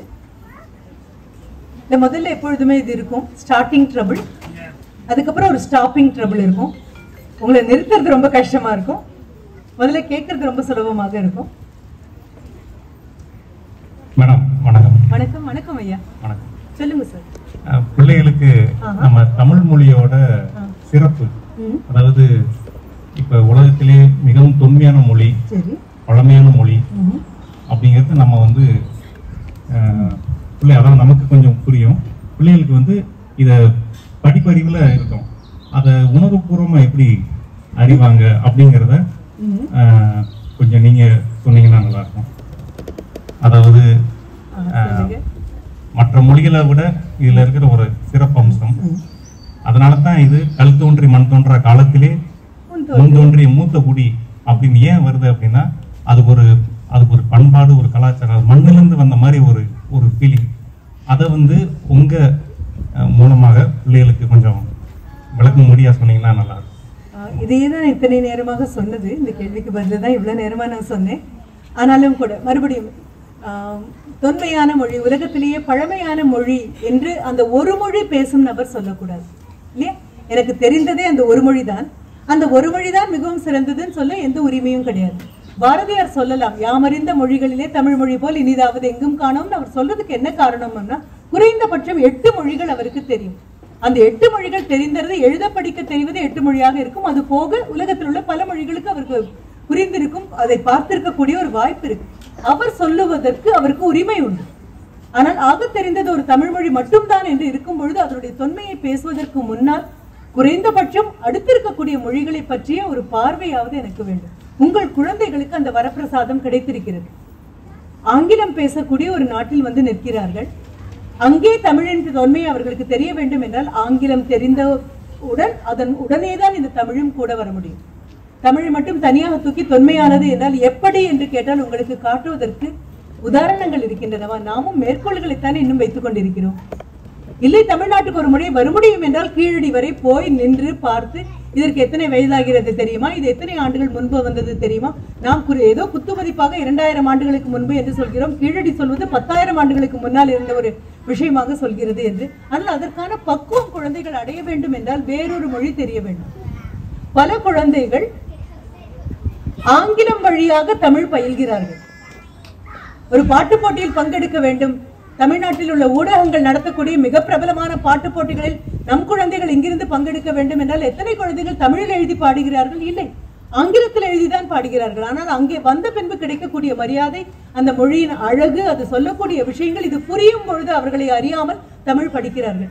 தமிழில் மிக பிரபலமாக இருந்த பாடகர்கள் யாரும் தமிழ் தெரிந்து வந்ததே கிடையாது. அது பி. சுசீலாவாக இருந்தாலும், ஜானகி அம்மாளாக இருந்தாலும், எஸ்பி பாலசுப்ரமணியமாக இருந்தாலும், தமிழின் இனிமை தெரிந்த பின்பு அந்த மொழியை படித்தவர்களாகத்தான் தங்களை அவர்கள் காட்டிக்கொண்டார்கள். அதுவரை ஒரு அவகாசம் கண்டிப்பாக தேவைப்படுகிறது.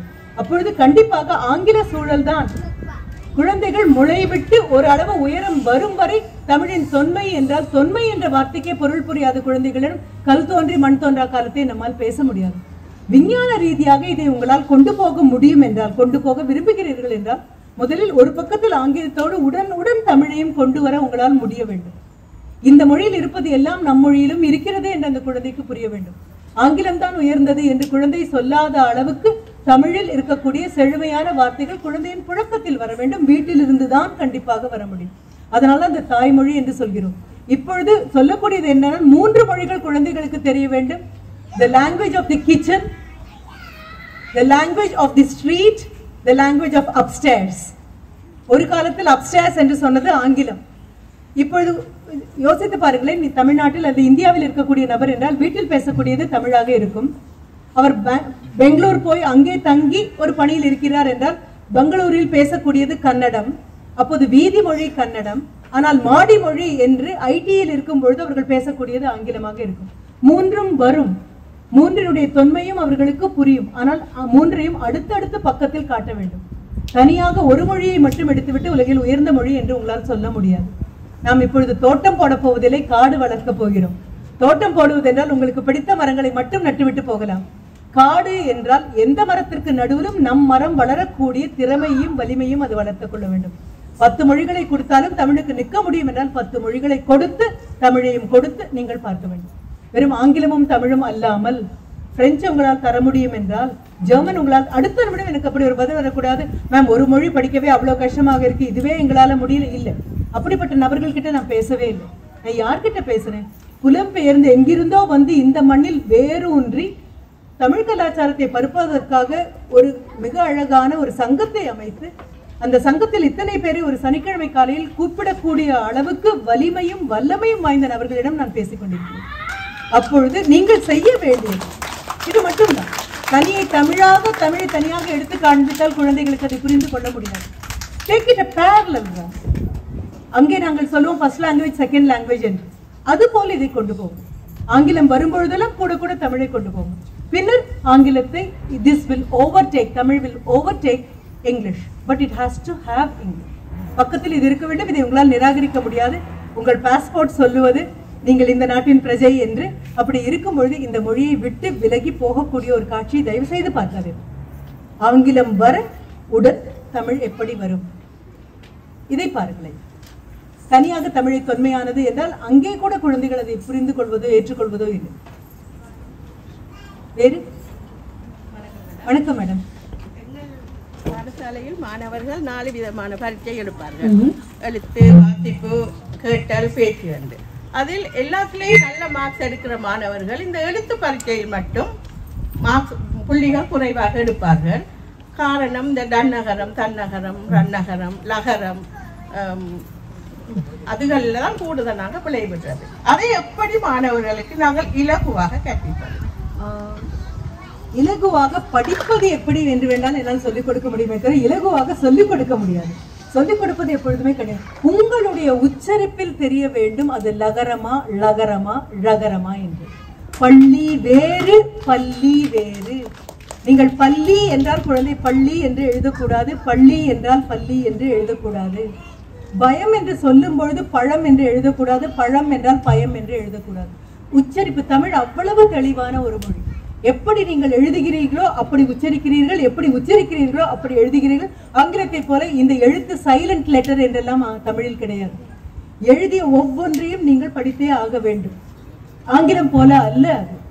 நீங்கள் ப ழ இம் என்றால் ப உச்சரிக்கப்பட வேண்டும், ழ உச்சரிக்கப்பட வேண்டும், ம உச்சரிக்கப்பட்டு அது ஒற்றை புள்ளியோடு இம் என்று முடிய வேண்டும். ஆங்கிலம் அப்படி அல்ல. ஆங்கிலத்தையே உங்கள் குழந்தையால் அணுக முடிகிறது என்றால் எப்படி வருகிறது? இட்ஸ் அ ஃபோனட்டிக் லாங்குவேஜ் என்று சொல்லுவோம். காதில் கேட்பது. போன் என்றால் ஒலி, காதில் கேட்பது.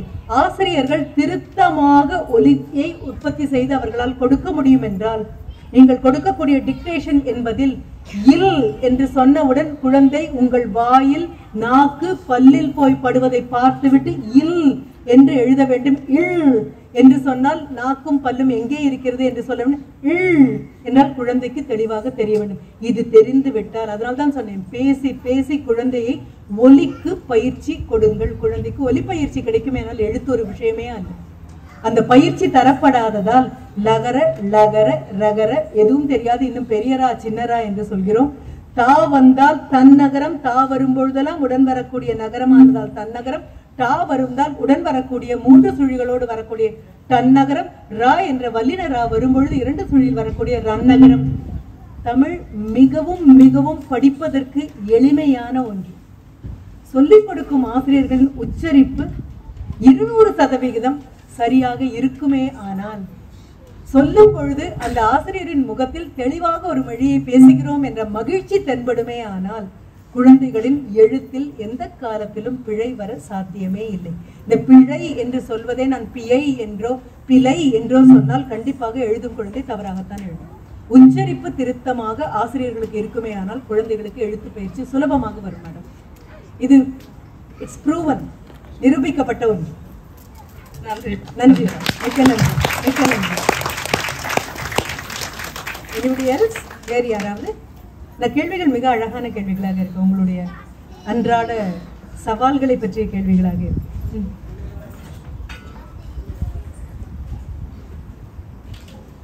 வேறு ஏதாவது ஆசிரியர்களுக்கு, பெற்றோருக்கு?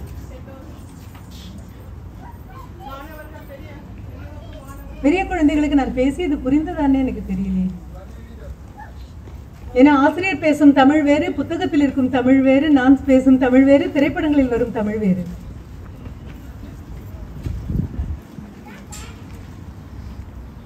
ஏன்னா இந்த கேள்வி 2018 நான் வந்த போது இதே போன்ற ஒரு அமர்வில் இன்னொரு இடத்தில் ஒரு குழந்தை எழுந்திருந்து என்னிடம் கேட்ட கேள்வி, நீங்கள் பேசும் தமிழ் என்னுடைய புத்தகத்தில் இருக்கும் தமிழை போல இருக்கிறது, ஆனால் ஆசிரியர் பேசும் தமிழ் வேறு போல் இருக்கிறது, திரைப்படங்களில் வரக்கூடிய தமிழ் வேறு போல் இருக்கிறது, எந்த தமிழை நாங்கள் பயில வேண்டும்? இது கண்டிப்பாக ஆங்கிலத்திற்கும் இதுவே தான். நாங்கள் படித்த ஆங்கிலம் எங்களுக்கு குயின்ஸ் இங்கிலீஷ் என்று சொல்லுவார்கள். ஆனால் இங்கே வரும்போது காக்னி ஆக்சென்ட் என்று ஒன்று இருக்கிறது. ஆங்கிலத்திற்கும் இதே பிரச்சனை உண்டு. இலக்கியத்தில் பார்க்கக்கூடிய ஆங்கிலம் வேறு, புத்தக ஆங்கிலம் வேறு, திரைப்படங்கள் ஆங்கிலம் வேறு, அன்றாடம் புழக்கத்தில் இருக்கக்கூடிய ஆங்கிலம் வேறு. மிட்லண்ட்ஸ் ஆங்கிலம் வேறு, சதர்ன் இங்கிலாந்து வேறு, கண்டிப்பாக ஸ்காட்லாந்து போனால் அது வேறு. எப்படி அங்கே தஞ்சையில் இருக்கக்கூடிய தமிழ் வேறு, கோவையில் இருக்கக்கூடிய தமிழ் வேறு, சென்னையில் இருக்கக்கூடிய தமிழ் வேறு சொல்லும் Tamil dialects. anybody else please? உங்களுக்கு விருப்பமான பதிலை என்னால் தர முடியாமல் போகலாம், ஆனால் சரியான பதிலாக தான் என்னுடைய பதில் இருக்கும். நீங்கள் எதிர்பார்த்த பதிலாக இல்லாமல் போகலாம். இங்கே வர முடியுமா அம்மா ப்ளீஸ்? நன்றி.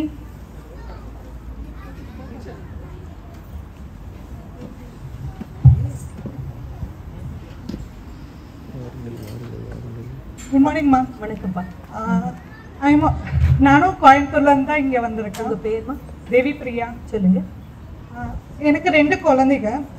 ஸோ நான் உங்களுக்கு டீச் பண்ணுறப்ப பயங்கர ஸ்ட்ரகிள் பண்ணுவாங்க. இந்த டா தா அதை எப்படி அவங்களுக்கு புரிய வைக்கிறது? இப்போ பட்டம் பதட்டம், தே ரைட் பா தா இட் தா இம், பட் மை தே ரைட் வந்து பா தா சா சா. புரியுது. இது ரொம்ப இயல்பானது. ஒரு மொழியை படிக்கும் போது வரக்கூடிய இடர்கள் தான் இது. This should not shock you. குழந்தைங்க கிட்ட பிரச்சனையே இல்லை. இதெல்லாம் ஒரு பிரச்சனையான்னு பாக்குறீங்க இல்லையா? அதுதான் பெரிய பிரச்சனை இல்ல. It's okay. அது எப்படி டீச் பண்றது? அது எப்படி மீண்டும் இது வேற ஒண்ணுமே இல்ல. செந்தமிழும் நாப்பழக்கம். இது நாப்பழக்கம். பா டா டா. பதட்டம் அப்படின்னு நான் சொல்லும் போது நான் சொல்றது தா. என்னுடைய பல்லு நாக்கும் படுற இடம் வேற. பதட்டம் இட். என்னுடைய பல்லும் நாக்கும் படுற இடம் வேற. என் குழந்தை அது பார்க்கும். குழந்தை அதையே பார்க்கும். அப்போ பதட்டப்படாதே அப்படின்னு நீங்க சொன்னீங்கன்னா அது படட்டப்படாதேன்னு எழுதாது. படட்டம் அப்படின்னு அது எழுதுது. டாவுக்கும் வித்தியாசம் தெரியல அப்படின்னா கண்டிப்பாக அங்கேயும் டீக்கும் டீக்கும் சத்தம் கண்டிப்பா அந்த குழந்தைங்களுக்கும் தமிழ் ஆங்கில தெரியாத குழந்தைங்களுக்கும் வருது. But it can be over come again and again and again. உச்சரிப்பு. அதான் நான் இப்ப சொல்றேன். உச்சரிப்பு. Same question. அதுவே தான் உச்சரிப்பு. திருத்தமாக தாயும் தகப்பனும் உச்சரிக்கல அப்படின்னா குழந்தை டேமில் அப்படின்னு சொன்னா திருத்தி தமிழ் அப்படின்னு நீங்க சொல்லலைன்னா அது மறுபடியும் டேமில் அப்படின்னு சொல்லும். மறுபடியும் தமிழ்னு சொல்லணும். 10 தடவை டேமில் சொன்னாலும் 10 தடவையும் தமிழ் அப்படின்னு நீங்க சொன்னீங்கன்னா 11வது தடவை உங்க குழந்தை டேமில்னு சொல்றதுக்குள்ள உங்களை பார்த்துட்டு தமிழ் அப்படின்னு சொல்லி சிரிக்கும். ஆனா அந்த 10 தடவையும் உங்களுக்கு பொறுமை வேணும். 10 தடவையும் சிரிச்ச முகத்தோட சொல்லணும். எத்தனை தடவை தான் சொல்லி கொடுக்கறதுன்னு கோவம் வரக்கூடாது. உனக்கு அறிவே இல்லை அப்படின்னு சொல்ல எதுவும் கூடாது. உங்களுக்கு குழந்தைக்கு என்ன வரணும்? தமிழ் வரணும். அதுக்கு எத்தனை முயற்சியும் வேணாலும் செய்யலாம் தானே. நான் எவ்வளவுதான் உங்ககிட்ட பொறுமையா இருக்கிறது அப்படின்னு கேட்கிற நபர் இன்னும் பொறுமையாவே இல்லைன்னு அர்த்தம். பொறுமையா இருக்கிற நபர் இந்த கேள்வியை கேட்க மாட்டாங்க. அப்ப என்ன பண்ணணும் அப்படின்னா நீங்க சொன்ன உதாரணமே இருக்க பட்டம் பதட்டம் அப்படின்னு எத்தனையோ டாவுக்கும் வார்த்தைகள் இருக்கும்போது உங்களுக்கு கிடைத்த வார்த்தை பதட்டம் அப்படிங்கும்போது நினைச்சேன் கண்டிப்பாகவே பதட்டத்தோட தான் தமிழ் சொல்லி கொடுக்குறீங்க போல இருக்கு அப்படின்னு. உச்சரிப்பு தான் அம்மா. உச்சரிப்பு தான். மீண்டும் மீண்டும் மீண்டும் உச்சரிப்பு மட்டும். குழந்தைக்கு தெரியும் தான் எழுதுறது வேற அம்மா சொல்றது வேற அப்படின்னு தெரியும். அப்ப நீங்க குறிப்பா குழந்தை draw the attention of your kid to your lips. lip sync இந்த lip movement அதை பார்க்கணும் குழந்தை. பதட்டம் பதட்டம் அந்த தாவை உச்சரிக்கும் போது பல்லும் நாக்கும் இருக்கிற இடம் இட்டு உச்சரிக்கும் போது முடியும். ஹெலன் கெல்லர் அப்படின்னு ஒரு நபரை பத்தி படிச்சிருப்பீங்க இல்லையா? ஹெலன் கெல்லர் கண் பார்வை போனது, காது கேட்காமல் போனது, வாய் பேச முடியாமல் போனது. அவர்களுக்கு பாடம் சொல்லி கொடுத்த சலிவன் அப்படிங்கக்கூடிய மிஸ் சலிவன் அவங்க என்ன பண்ணுவாங்க தெரியுமா? உதட்டுல கையை விரல வச்சு அந்த மூவ்மெண்ட்டை புரிஞ்சுப்பாங்க. உதட்டுல கை வைப்பாங்க. இங்க வைக்கும் போது அதுல இருந்து வரக்கூடிய காற்று அம்மா அப்படிங்கும் போது உதடு எப்படி மடியுது, அம்மா அப்படிங்கும் போது உதடு எப்படி மடியுது, அப்பா அப்படிங்கும் போது எப்படி இருக்கு, இதை வச்சு புரிந்து கொள்வார்களாம். எவ்வளவு பெரிய ஒரு விஷயம். அப்போ உங்களுக்கு இந்த ஸ்பீச் ஆர்கன்ஸ்னே அதுக்கு பேரம்மா. உங்க குழந்தை உங்க வாயை பார்க்கும். அதை நீங்க தெளிவா சொன்னா போதும். உங்ககிட்ட எந்த பதட்டமும் இல்லாம ரொம்ப பொறுமையா நிதானமா வந்தா போதும். ஒத்தொத்தபடியா ஏறினா போதும். கால் வழுக்குன்னா அடுத்த படிக்கு வருவாங்க. 10 ஏறினாங்கன்னா கால் வழுக்குன்னா கடைசி படிக்கு வந்துருவோம். மெதுவா ஏறட்டும். அந்த குழந்தைங்க இங்க இன்னொரு மொழியில உட்கார்ந்துருக்காங்க. அந்த குழந்தைக்கு நீங்க சொல்லிக் கொடுக்கும் பொழுது இனிமையாக உட்கார வச்சு தமிழ் சொல்லி கொடுக்காதீங்க ப்ளீஸ். தமிழ் படிக்கிற நேரம் வா அப்படின்னு கொண்டு வரவே வராது குழந்தை. தமிழ் படிக்க நேரம் காலம் எல்லாம் கிடையாது. தமிழ் 24 மணி நேரமும் படிக்கலாம். படுக்கையில படுத்துட்டு இருக்கும்போது நீங்க சொல்லக்கூடிய கதையில இருக்கலாம். நான் பண்ணுவேன் முதுகுல குழந்தைக்கு ழா அப்படின்னு எழுதுவேன். அம்மா இப்ப என்ன எழுத்து எழுதியிருக்கேன்னு சொல்லு அப்படின்னு சொன்னா இந்த டாவையும் தாவையும் மாத்தி மாத்தி எழுதுங்க. கண்ணு முடிக்கும், முதுக காமி. அம்மா இப்போ ஒண்ணு எழுத போறேன், முதுகுல டா அப்படின்னு எழுதுறேன்னு வைங்களேன். அம்மா இப்ப என்ன எழுதியிருக்கேன்? குழந்தை டா அப்படின்னு சொல்லிட்டு நீங்க வெற்றி அடைஞ்சிட்டீங்க.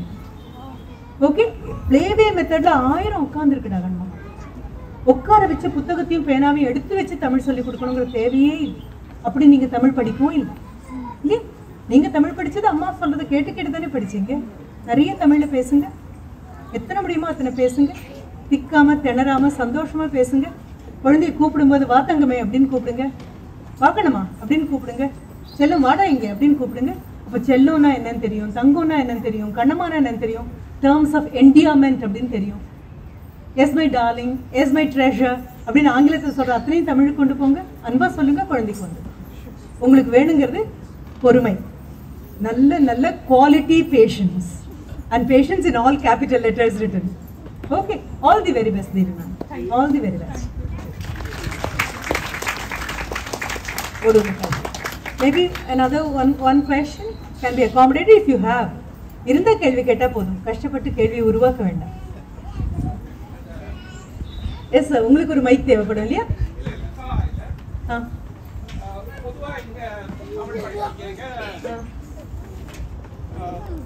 இலங்கையிலயோ இந்தியாவிலயும் பயன்படுத்துற புக்ஸை வச்சு இப்ப அம்மா அப்பா இப்படின்னு அவன் அந்த லெட்டர்ஸை முதல்ல படிக்கிறாங்க. இதை வந்து இப்ப நாம இங்கிலீஷ்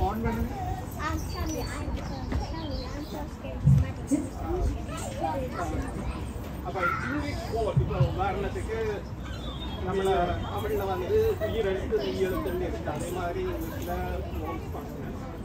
அப்ப இப்ப நாம வந்து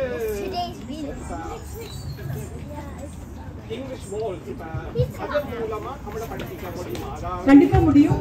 இங்கிலீஷ்ல சொன்னா இல்ல இல்ல அதே மாதிரி ஆனா லாங் வாவல் அது ஆனாலும் ஆங்கிலத்தை கூட நம்ம என்னன்னு சொல்றோம் அப்படின்னா வவல்ஸ் 5ன்னு சொல்லி கொடுக்கணும். இல்ல AEIOU இல்ல vowels. AEIOU are the 5 letters representing 12 vowel sounds. அப்ப CAR அப்படின்னா கார் அப்படிங்கறீங்க, CARE னா காரி இல்ல, இட்ஸ் care, right? அப்போ A comes for a and a sound also. இது ஆங்கிலத்தில் வரும்போது குழந்தைக்கு vowels தனியா யாரும் சொல்றது இல்ல. vowels சொல்லி கொடுக்கிறதுக்கு எப்ப தொடங்குறீங்க? Maybe when the child is in 5th standard in English, right? But ஏன் குழந்தைக்கு வந்த உடனே உயிரெழுத்து மெய்யெழுத்துன்னு தொடங்குறீங்க?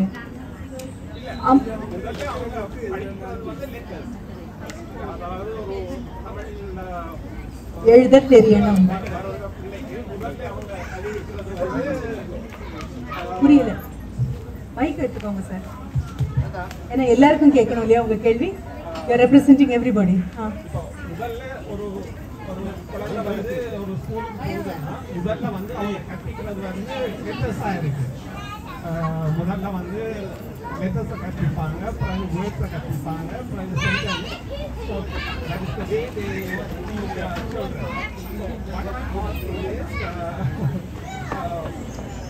children know English, why not அதுதான் பிரச்சனை. இங்கிலீஷ் டு தமிழ் இல்ல, English to Tamil, English to Tamil, it's not English to Tamil, right?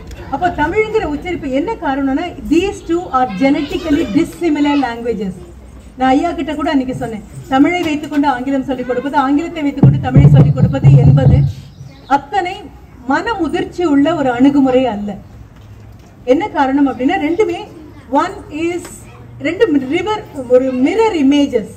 வலது கையை தமிழ் தூக்கினால் ஆங்கிலம் இடது கையை தூக்கும். ஒன்னு ரைட் பிரான்ச்சிங் லாங்குவேஜ், இன்னொன்று லெஃப்ட் பிரான்ச்சிங் லாங்குவேஜ். இதில் உள்ள பழக்க வழக்கம் வேறு, இதில் உள்ள பாரம்பரியம் வேறு. தமிழை தமிழாக சொல்லிக் கொடுங்கள், ஆங்கிலத்தை ஆங்கிலமாக சொல்லிக் கொடுங்கள். ஆங்கிலத்தின் வழியாக தமிழை சொல்லிக் கொடுக்கும் பொழுது ஆங்கிலமும் இல்லாமல் போகும், தமிழும் இல்லாமல் போகும்.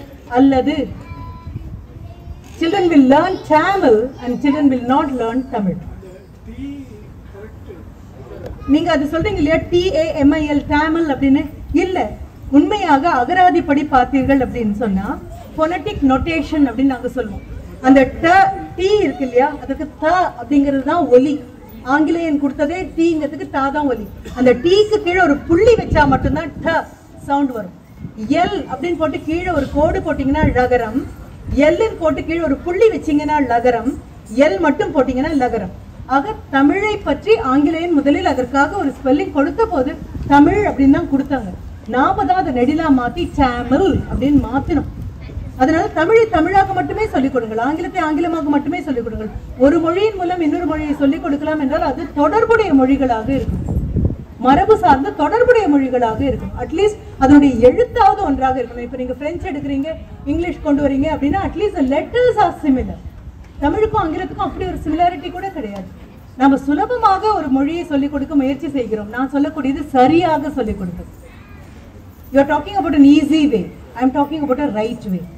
The right way is difficult, but it will bear fruits. Easy way is easy, but it will disappear very fast. அதனால கஷ்டத்தை பார்க்காம தமிழை தமிழாவே சொல்லிக் கொடுங்க. குழந்தைகளுக்கு தான் ஆங்கிலம் தெரிகிறதே இல்லை. குழந்தைகளுக்கு ஆங்கிலம் தெரிகிறது, அது வேறு அறிவு. தமிழ் தெரிய வேண்டும், இது வேறு அறிவு.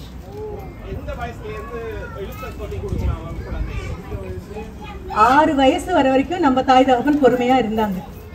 நமக்கு 6 மாசத்திலேயே கொண்டு போய் கிரஷ்ல விடணும். நம்ம நிலைமை அதுதான்.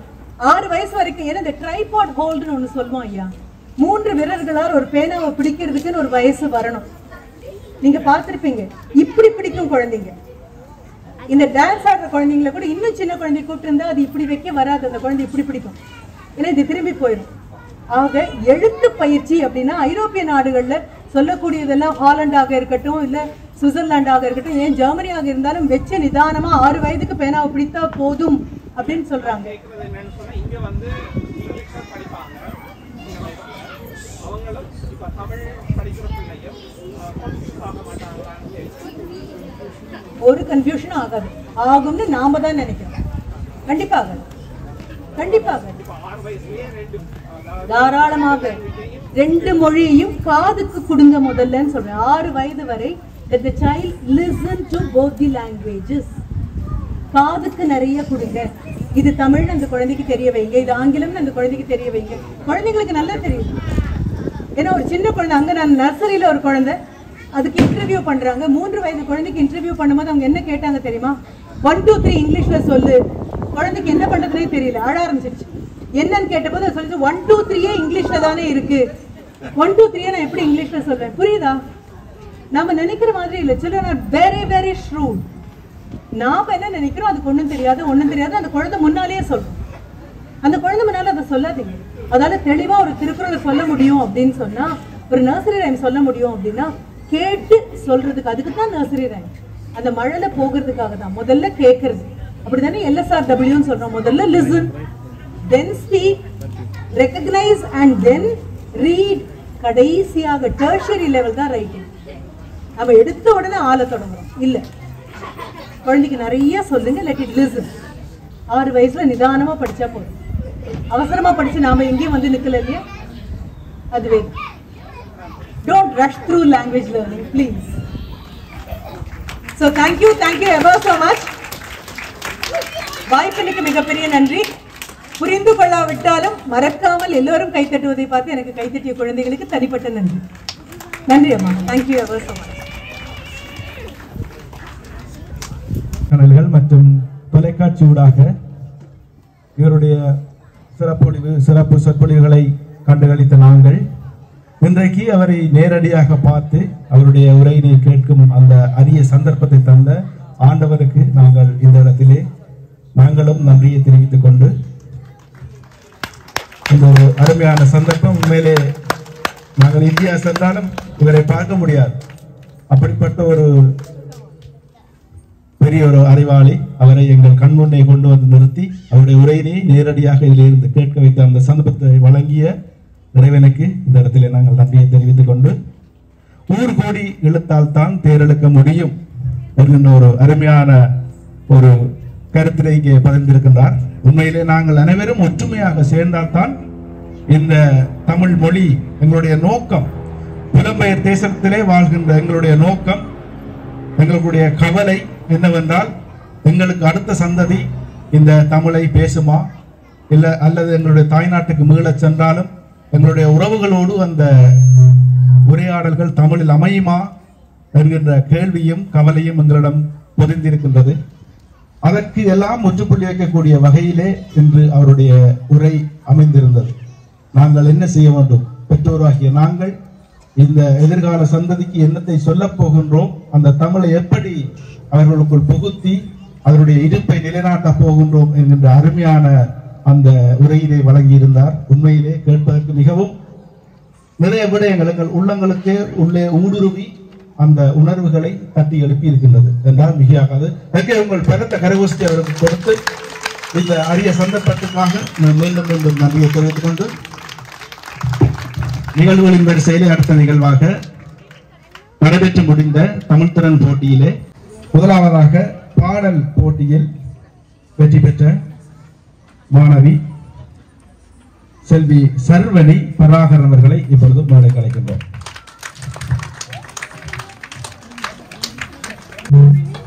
அதே நேரம் அவர் நடன போட்டியிலே 2வது இடத்தையும் பெற்றிருக்கின்றார். செல்வி சர்வணி பராகரன் அவர்களை இப்பொழுது மேடைக்கு அழைக்கின்றோம்.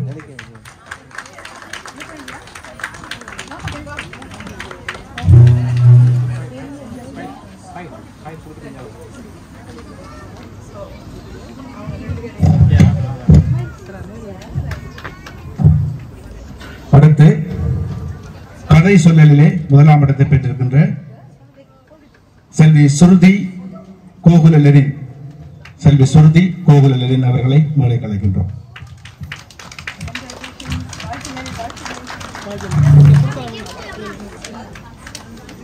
அதே நேரம் அவர் பாடல் நிகழ்விலே 3வது இடத்தினையும் பெற்றிருக்கின்றார் செல்வி சுருதி கோகுலலரி. அதே நேரம் நடன போட்டியிலே 3வது இடத்தையும் பெற்றிருக்கின்றார் செல்வி சுருதி கோகுலலரி.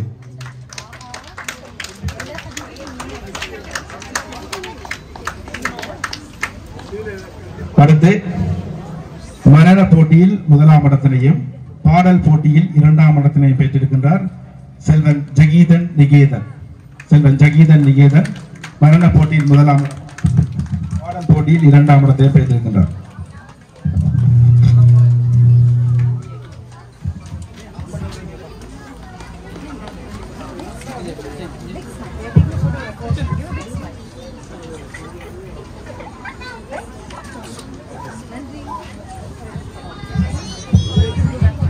அடுத்ததாக 3ஆம் இடத்தினை கதை சொல்லல் போட்டியிலும் 3ஆம் இடத்தினை பாடல் நிகழ்விலும் பெற்றிருக்கின்றார் செல்வி டன் பஸ்னிகா கோகுலநாதன்.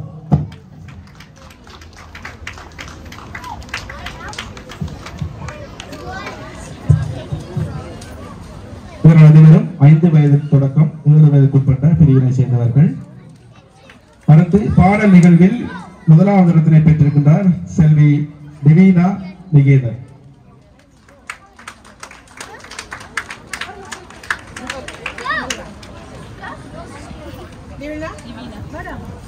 அதே நேரம் மரண போட்டியில் 3ஆம் இடத்தினையும் பெற்றிருக்கின்றார் செல்வி டிவீனா நிகேதன்.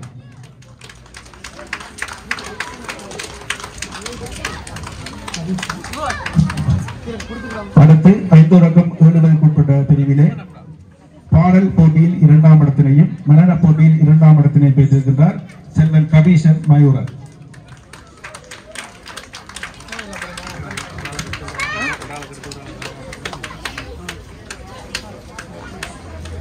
அடுத்ததாக கதை சொல்லல் போட்டியில் 1ஆம் இடத்தை பெற்றிருக்கின்றார் செல்வி மோனிகா ஜெய் கணேஷ்.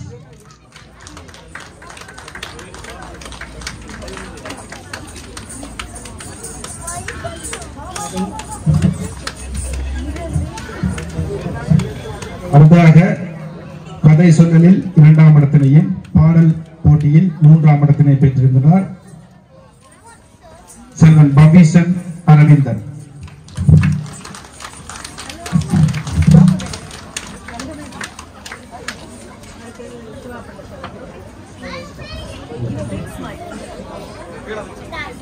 அடுத்ததாக நடன போட்டியில் 1ஆம் இடத்தை பெற்றிருக்கின்றார் தாரகி ரவிக்குமார்.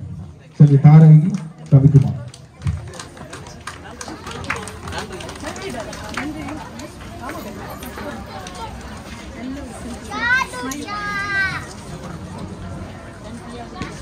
அடுத்ததாக 7 தொடக்கம் 9 வயதுக்குட்பட்ட பிரிவிலே பேச்சு போட்டியில் 1ஆம் இடத்தினையும் தனி நடிப்பு போட்டியில் 1ஆம் இடத்தினையும் கவிதை போட்டியில் 3ஆம் இடத்தினை பெற்றிருக்கின்றார் செல்வி தருண்யா பகீரதா.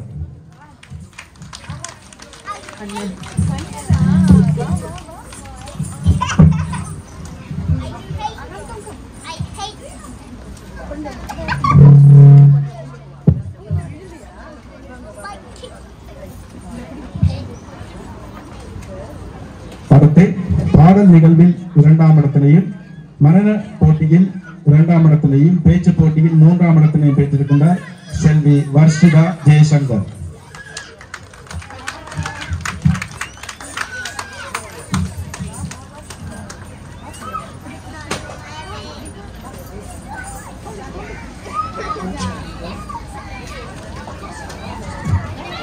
அடுத்து பாடல் போட்டியில் 1ஆம் இடத்தினையும் கவிதை போட்டியில் 1ஆம் இடத்தினையும் மரண போட்டியில் 3ஆம் இடத்தினையும் பெற்றிருக்கின்றார் செல்வி அர்ஷினி விஜயரூபன்.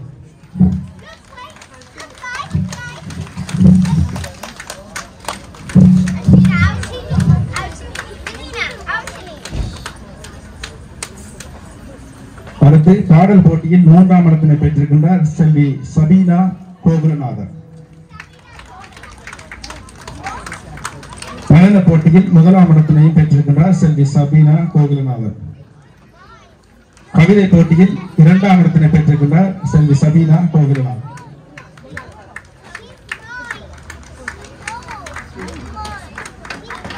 அடுத்து பேச்சு போட்டியிலே இரண்டாம் இடத்தினை பெற்றிருக்கின்றார் செல்வி ஸ்ரீ சந்தனா பிரபுசங்கர்.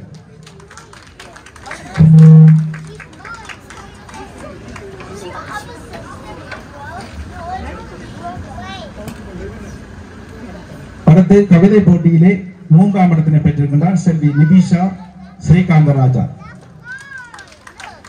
செல்வி நிபிஷா ஸ்ரீகாந்தராஜா.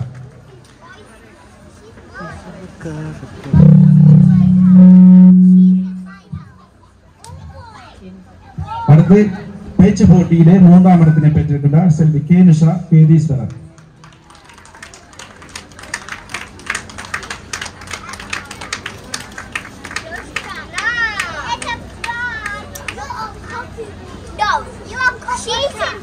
அவரை தொடர்ந்து பேச்சு போட்டியிலே இரண்டாம் இடத்தை பெற்றிருக்கிறார் செல்வி திவ்யா நக்கீரன்.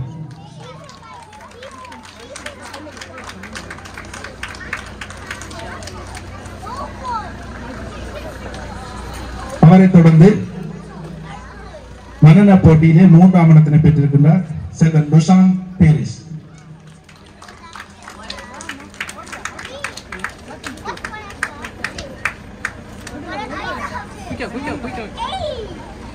அவரை தொடர்ந்து பேச்சு போட்டியிலே முதலாம் இடத்தினையும் கவிதை போட்டியில் இரண்டாம் இடத்தினையும் மனர போட்டியில் இரண்டாம் இடத்தினையும் பெற்றிருக்கிறார் செல்வன் அனுஜன் ஜெயசங்கர்.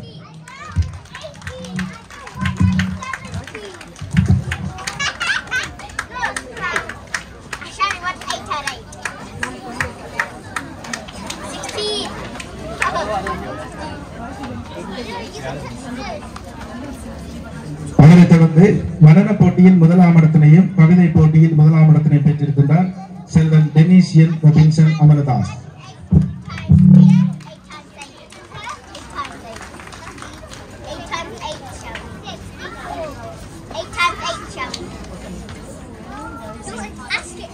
அடுத்ததாக 11 வயதிற்கும் 13 வயதிற்கும் இடைப்பட்ட மாணவர்கள் பேச்சு போட்டியிலே முதலாம் இடத்தினையும் கவிதை போட்டியில் மூன்றாம் இடத்தினையும் பெற்றிருக்கின்றார் செல்வி இதயதி இதயகுமார்.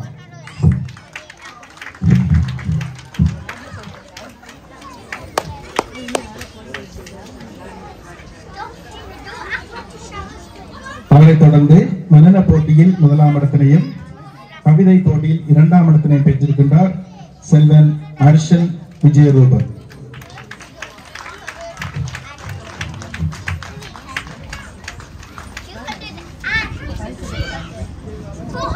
அவரை தொடர்ந்து கவிதை போட்டியில் முதலாம் இடத்தினையும் கட்டுரை போட்டியில் முதலாம் இடத்தினையும் பெற்றிருக்கின்றார் செல்வன் நீரஜன் பகீரதன்.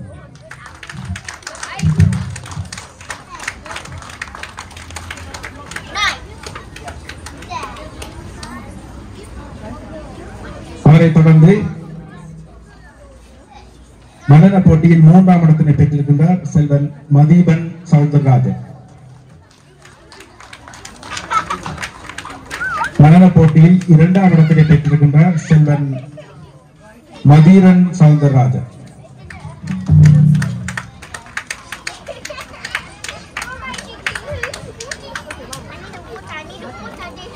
கவிதை போட்டியில் மூன்றாம் இடத்தினை பெற்றிருக்கின்றார் செல்வி லக்ஷ்மிதா உருத்தர்.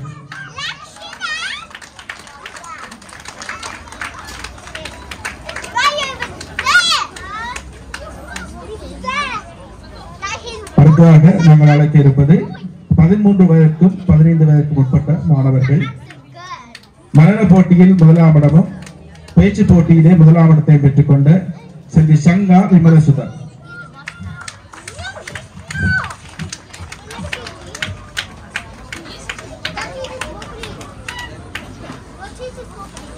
அவரை தொடர்ந்து நடன போட்டியிலே மூன்றாம் இடத்தினை பெற்றுக்கொண்ட செல்வி ஜெயதிகா ஜெயதீஸ்வரன்.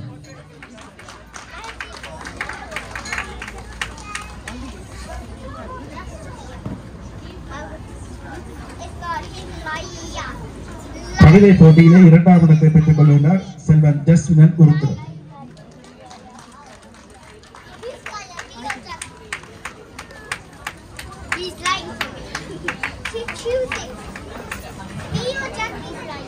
அவரை தொடர்ந்து கட்டுரை எழுதல் போட்டியிலே 2ஆம் இடத்தை பெற்றுக் கொள்கிறார் செல்வி பவனிலா சிவகரன்.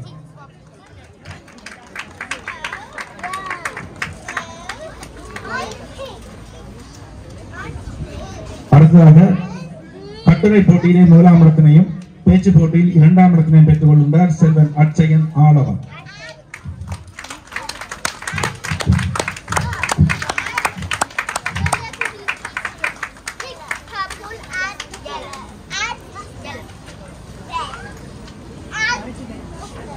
அவரை தொடர்ந்து கவிதை போட்டியில் 1ஆம் இடத்தினையும் பன்னி நடிப்பு போட்டியில் 1ஆம் இடத்தினையும் மனன போட்டியில் 2ஆம் இடத்தினையும் பெற்றுக் கொள்கின்றார் செல்வி நேருஷா கேதீஸ்வரர்.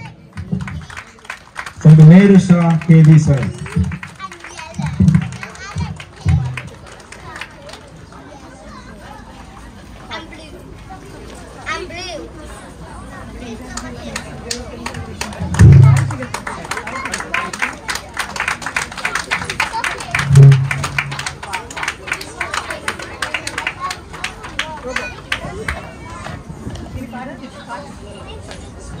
அடுத்ததாக நாங்கள் அழைக்க இருப்பது தமிழ் திறன் போட்டியிலே பங்கு பற்றிய மாணவர்களுக்கான சான்றிதழ்கள் வழங்கும் வைபவம் வைக்குமாறு ஸ்ரீ அம்மாவை கேட்டுக்கொண்டு சித்தேஸ்வர் கௌரி சங்கர், அவரை தொடர்ந்து சர்வேசர் கௌரி சங்கர், செல்வன் சர்வேசர் கௌரி சங்கர்.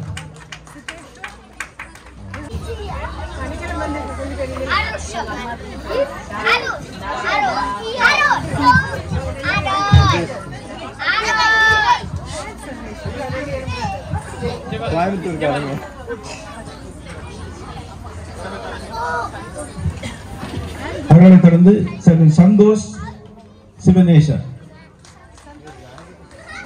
சிவனேசர், ஸ்ருதிகா குமார், அவரை தொடர்ந்து ஸ்ருதிகா குமார், செல்வி ஸ்ருதிகா குமார். அவரை தொடர்ந்து செல்வன் ஜபிஷன் ராஜேந்திரன், செல்வன் ரபிஷன் ராஜேந்திரன்.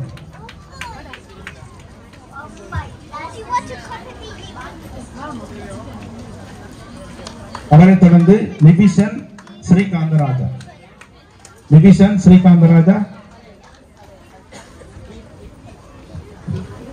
அவரை தொடர்ந்து செல்வன் நிர்தீன் ஜெயதீஸ்வரர்.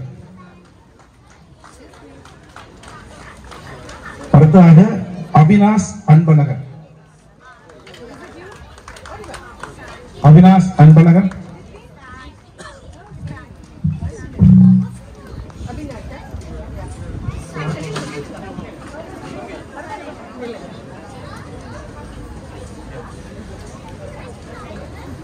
அவரை தொடர்ந்து ஆஸ்டின் ரோபர்ட் மேக்சிமாஸ், செல்வன் ஆஸ்டின் ரோபர்ட் மேக்சிமாஸ்.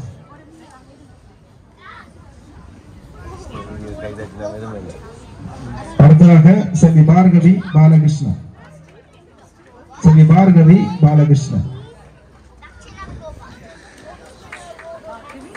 அவரை தொடர்ந்து செல்வன் அஸ்வன் அன்பழகன்,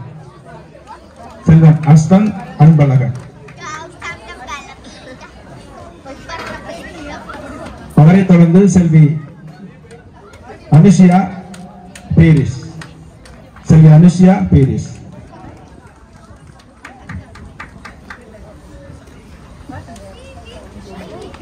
அவரை தொடர்ந்து செல்வன் திசாம் பராகரன்,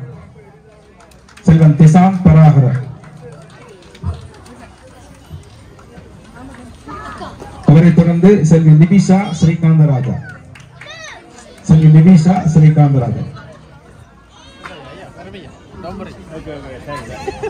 அவரை தொடர்ந்து செல்வன் வேதுஷன் ரவீந்திரன்,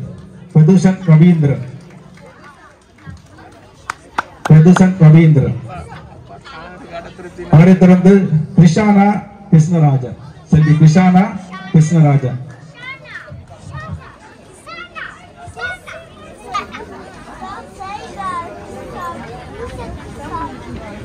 அவரை தொடர்ந்து செல்வி ஜனியா அகிலன்,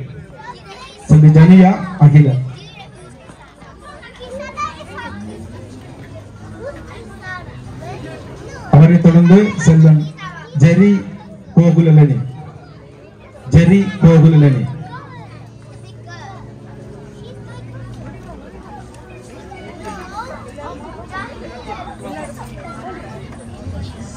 அவரைத் தொடர்ந்து செல்வி ரனிஷா கேதீஸ்வரன்.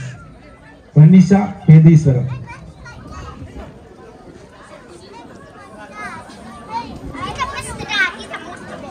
அடுத்ததாக செல்வி இதயநிலா மயில் வாகனம். செல்வி இதயநிலா மயில் வாகனம்.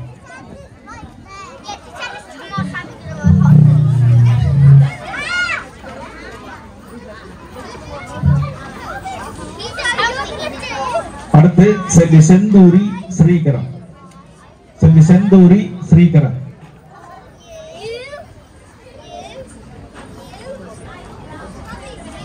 அடுத்ததாக Augusta Robert Maximus. Augusta Robert Maximus.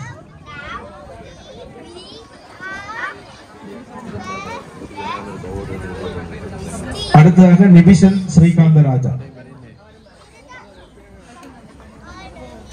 அடுத்ததாக செல்வி டிவினா நிகேதன். செல்வி டிவினா நிகேதன் கதை சொல்லல் போட்டியிலே 3ஆம் இடத்தை பெற்றிருக்கிறார். கதை சொல்லல் போட்டியில் 3ஆம் இடத்தை பெற்றிருக்கிறார் செல்வி டிவினா நிகேதன்.